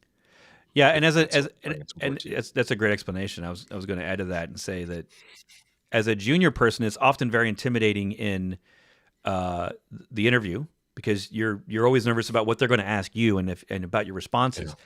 But one of the things what you should think about and you can do is ask them, be a little bit engaging in the interview and ask them what they consider their best DevOps practices, or how do they approach DevOps, and see what their answers are, because there's a lot of teams that I've run into that they hire someone or they just dedicate a person as the DevOps person, and then really what they are is just a build engineer. They're there to manage Jenkins, and that's not DevOps. That's just a role, a Jenkins owner, and So getting their responses back will also teach you about them and whether or not they really do what they think they're doing. And I mean, at this point, when I get asked to be a consultant, or when someone approaches me, a company approaches me, they're usually wanting to do new things with Docker and Kubernetes. So they're, in my case, I consider them laggards because they're just now adopting containers, or they're wanting to, maybe they're doing Docker, but they want to get to Kubernetes, so they're just now getting into it. And that usually is an indicator that they probably lag in other things, including their adoption of a DevOps mindset. So I always end up with those companies, I always ask them to go read DevOps Handbook. Like, I think it's the most approachable. It's got a brand new version. Revision 2's out last year. Came out in 2021, end of 2021. So just go look up DevOps Handbook. It's available in every place. It's super popular. It's kind of the origin. It's the sort of de facto way to start on the mindset through stories. And so, yeah, there you go. You got the actual printed version. Yeah. The actual printed book. Yeah.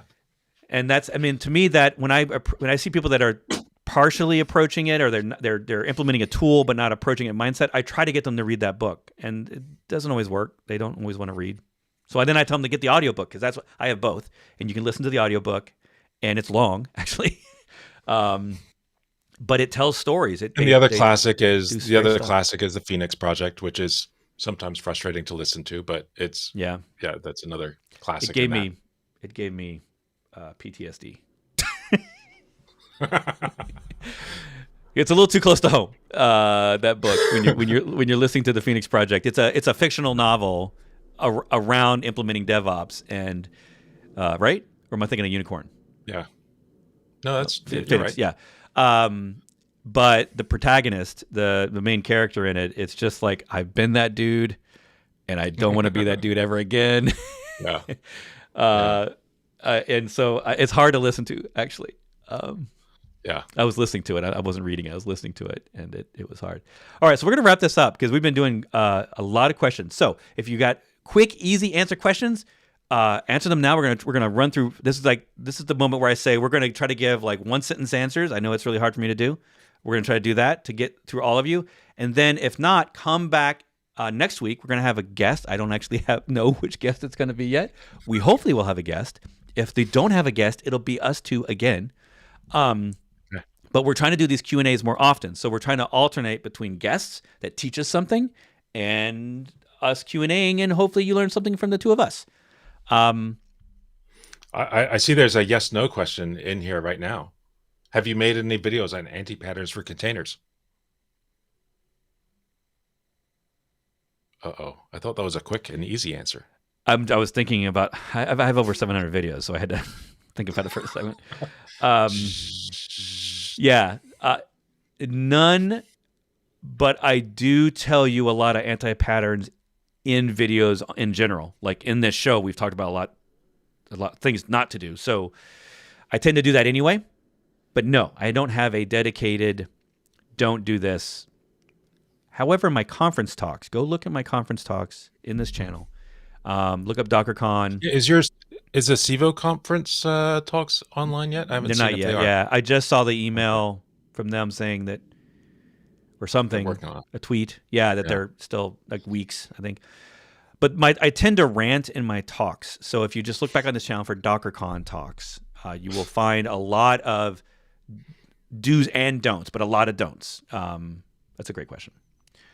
Not a yes or no. How do you safely pass environment variables to your containers? Use config files. Don't use environment variables. If you have to use environment variables, there's really no safe way to use them. I mean, you just use them. You can't, I don't know of a way to when we say safe about environment variables, I think what you're probably talking about is the leakage that happens with environment variables into logs or into status screens. So if you have a password in an environment variable, it's not inherently insecure. It just tends to be put in things like logs where it shouldn't be. There's nothing wrong with using environment variables. People use them for passwords every day. The minute someone owns this, if someone has access to the server to look at environment variables, you're already in trouble. So an environment variable wasn't your core issue. Like whether you stored it in a file, they're still going to get access to that file if they have access to environment variables on the server. I think the big risk of ENVs is. Oh, sorry. Go ahead. You're going to add something? No. The way I was hearing that question is like, I'm trying to put stuff into environment variables that I probably shouldn't be putting into environment variables. And how do I do that right? I think the answer is don't put them in environment variables. Put them in a file if you can. The problem is most apps expect environment variables. So, and in containers, environment variables tends to be the default way we pass all information. So I am completely comfortable with people putting passwords in environment variables. I will not lie, because it is so prevalent and it is so, I mean, you're either doing that or you're storing it in a file. Technically, what the nice thing with files is you can at least put permissions on them that like lock it down to the user that the app is running as. But the reality is, if someone's going to hack into your container, they're probably going through the app that's in the container and using some exploit on that app. And if they're doing that, then they're already accessing the server or the console or however they're getting into the shell to get the environment variables. They're getting there as that user. So they have access to the secrets files. They have access to the environment variables. You know, I used to use the example of PHP env, which is like the classic way. If someone was able to figure out how to run that on your server, they could get every environment variable dumped into a nice web browser page. And if you didn't make sure that wasn't there, because back in the long time ago, 20 years ago, people would do that just to have access to the information on their servers. But it's a bad practice, and you don't want to do that. I just saw this on Hacker News. I just posted in the chat. In physical.com as an interesting thing that's trying to deal with that kind of problem about sharing secrets across configs, or across teams and devices and infrastructure. So interesting thing to take a look at. Yeah. Thank you for that. I don't know about that one. I mean, obviously there are secret storage solutions, but it always gets messier when you have to end up getting that secret into your container for your app to consume. And there's really only three ways that I know of. It's either a file on the hard drive, it's an environment variable, or it's an API like a vault, like a one-time key kind of thing, or a short-lived key. But the reality is that means your app has to be written specifically for those things, like a file with a secret in it, or the API of Vault or whatever. And those are very specific programming things you have to do in your app. Most apps don't do that. So if you're running a Ghost blog or a WordPress blog, chances are you're probably using environment variables or hard coding it into some file that's just sitting on the hard drive with passwords in it, unencrypted. If you encrypt things in the files or in environment variables, that's fine, but then your app has to have the decryption key, and they could get to that. Yeah. If they can get access to the server, it's all available. It's all going to be accessible. So to me, it's actually more important that you're using. There's AWS, and AWS has its own thing.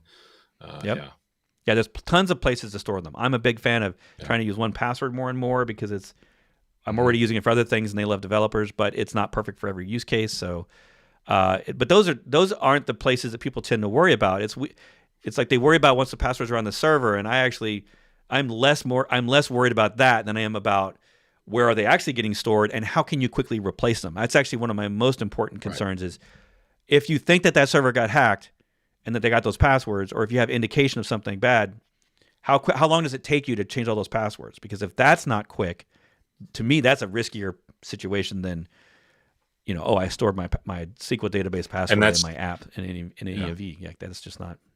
And that's kind of one of the things that we're solving at Infra with around Kubernetes.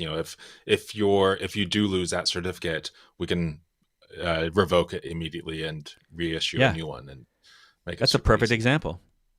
That's a perfect example of, like we talked about in your show, which has actually turned into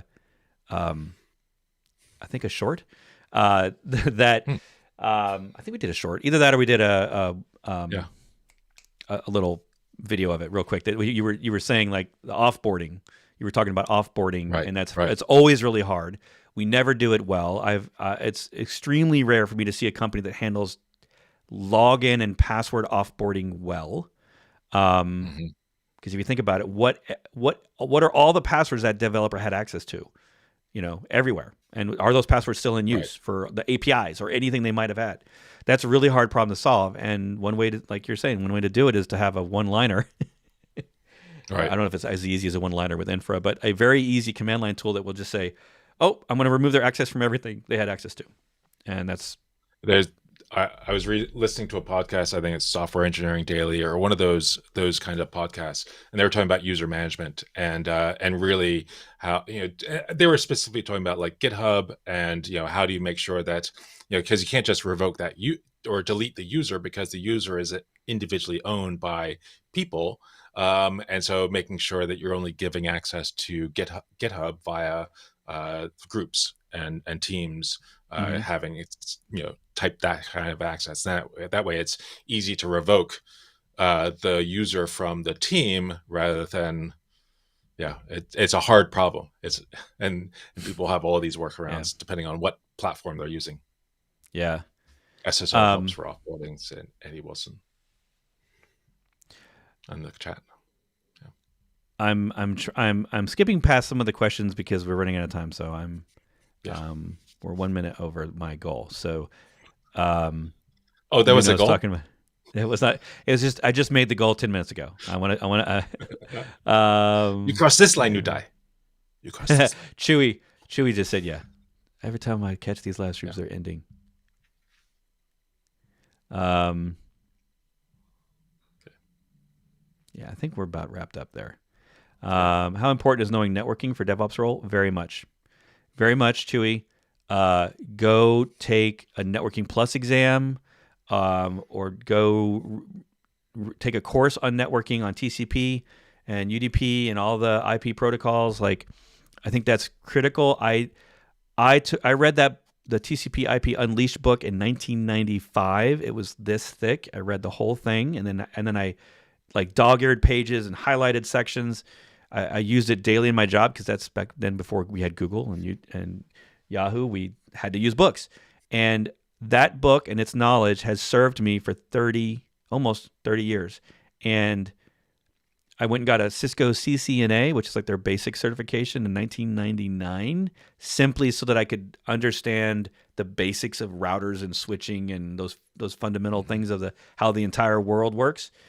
And those still serve me today. Like 30 years later, that certificate is gone. It doesn't. No one has any record of it ever happening. But those are fundamental skills. I absolutely recommend that you do that because honestly, there's a lack of networking skills in the DevOps industry, and you would stand out if you were a networking guru. You would. Yeah. It would help your distributed computing troubleshooting because all things today are distributed. Can you get by without it?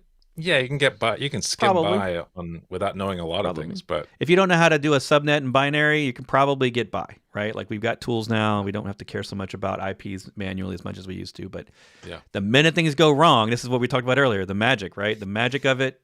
The internet has been laid for you. I was at the dawn of the internet. We were at the dawn of the internet. So the internet's now done for you. The corporate network you're running on has been done for you. The cloud has made all the servers for you. We were all here when it all had to start, and we had to build this from scratch. I had to build the server with parts. My very first server in my job was made of parts. Dual Pentium Pro, remember those? Had dual CPU Pentium Pro. It was like $30,000 for a thing that my phone is 10 times faster than. But we all had to do it from scratch. So we learned on the job. You are at disadvantage now. You don't know all that stuff because you didn't have to make it. So you have to work harder on those skills. You have to know Linux and building a kernel and what are all the things that Linux does when it boots up. What is hardware and how does that work? And you got to learn that, man. You got to learn it. It's essential to me. Like if you're going to be in my team and you're going to be in DevOps, not everybody, but if I was your hiring manager, I would ask you, what's the difference? Explain to me the difference between a switch and a hub, and then explain the difference between a switch and a router. And I would ask you those questions, not because I need to make you a network engineer, but it would tell me where are your knowledge gaps in the stack, because those questions, the answers to those two questions I just asked have not changed in 30 years or 40 years since TCP is invented, or IP has been invented. So, yeah. Did I say we're gonna stop talking? We're gonna stop talking now. You did say that. 5 minutes ago was the cutoff. 5 minutes ago. All right. So this has been our first test at Matt being a co-host. I think I have. Did I pass? He's now realizing the error of his ways and how he chose poorly. He chose poorly. Awesome. That's a line from Raiders of the Lost Ark. Not Raiders of the Lost Ark. What was the third one?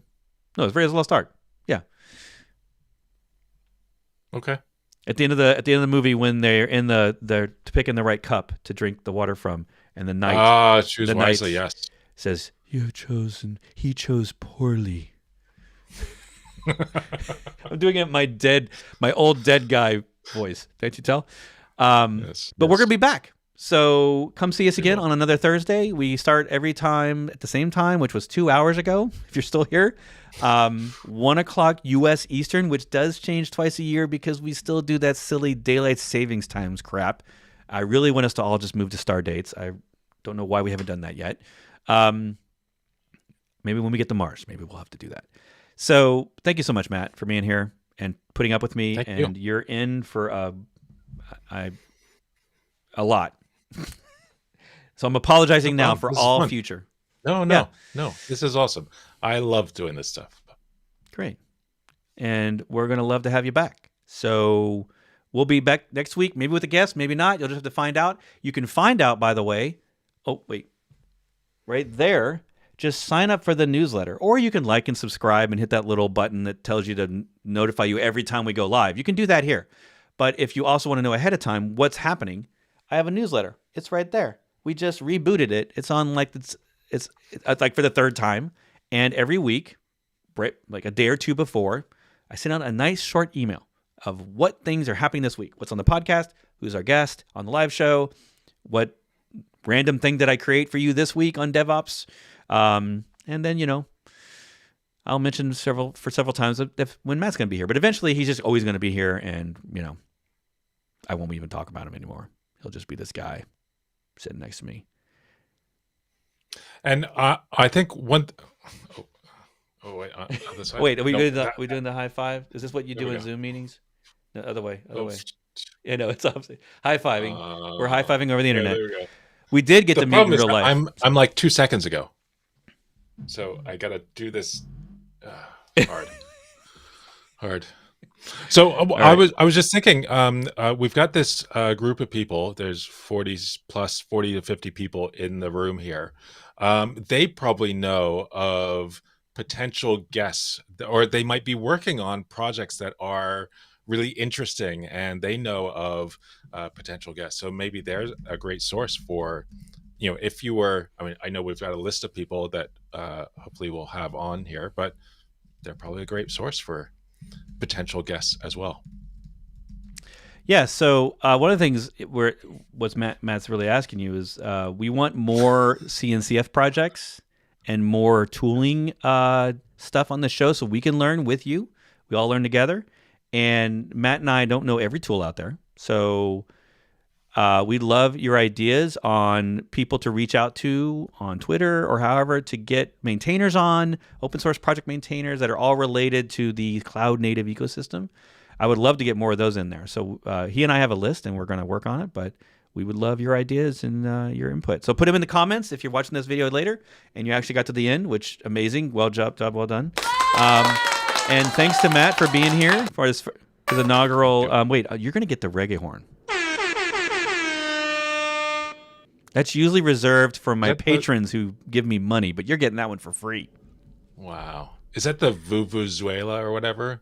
Was that? All I know is called the reggae horn. I don't know. Okay. I don't know. You're teaching me something. I don't know if that's. It probably came from one song long ago, and but it is an air horn, right? So Vrash says, "Bring Victor Farchuk." Have you had him? Oh yeah, Victor's been on here multiple times. Thanks, Vrash.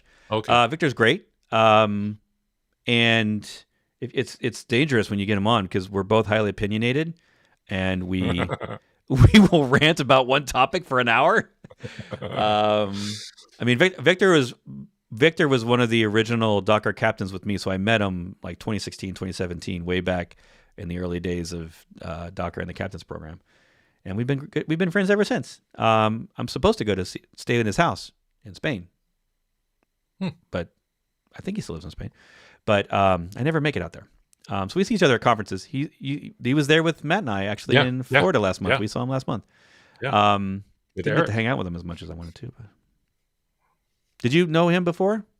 Sivo? I did not. Victor? I had only seen him on his videos, and then on the Sivo, some of the Sivo calls. I was like, oh my god, there's royalty. Yeah, there's Victor's here.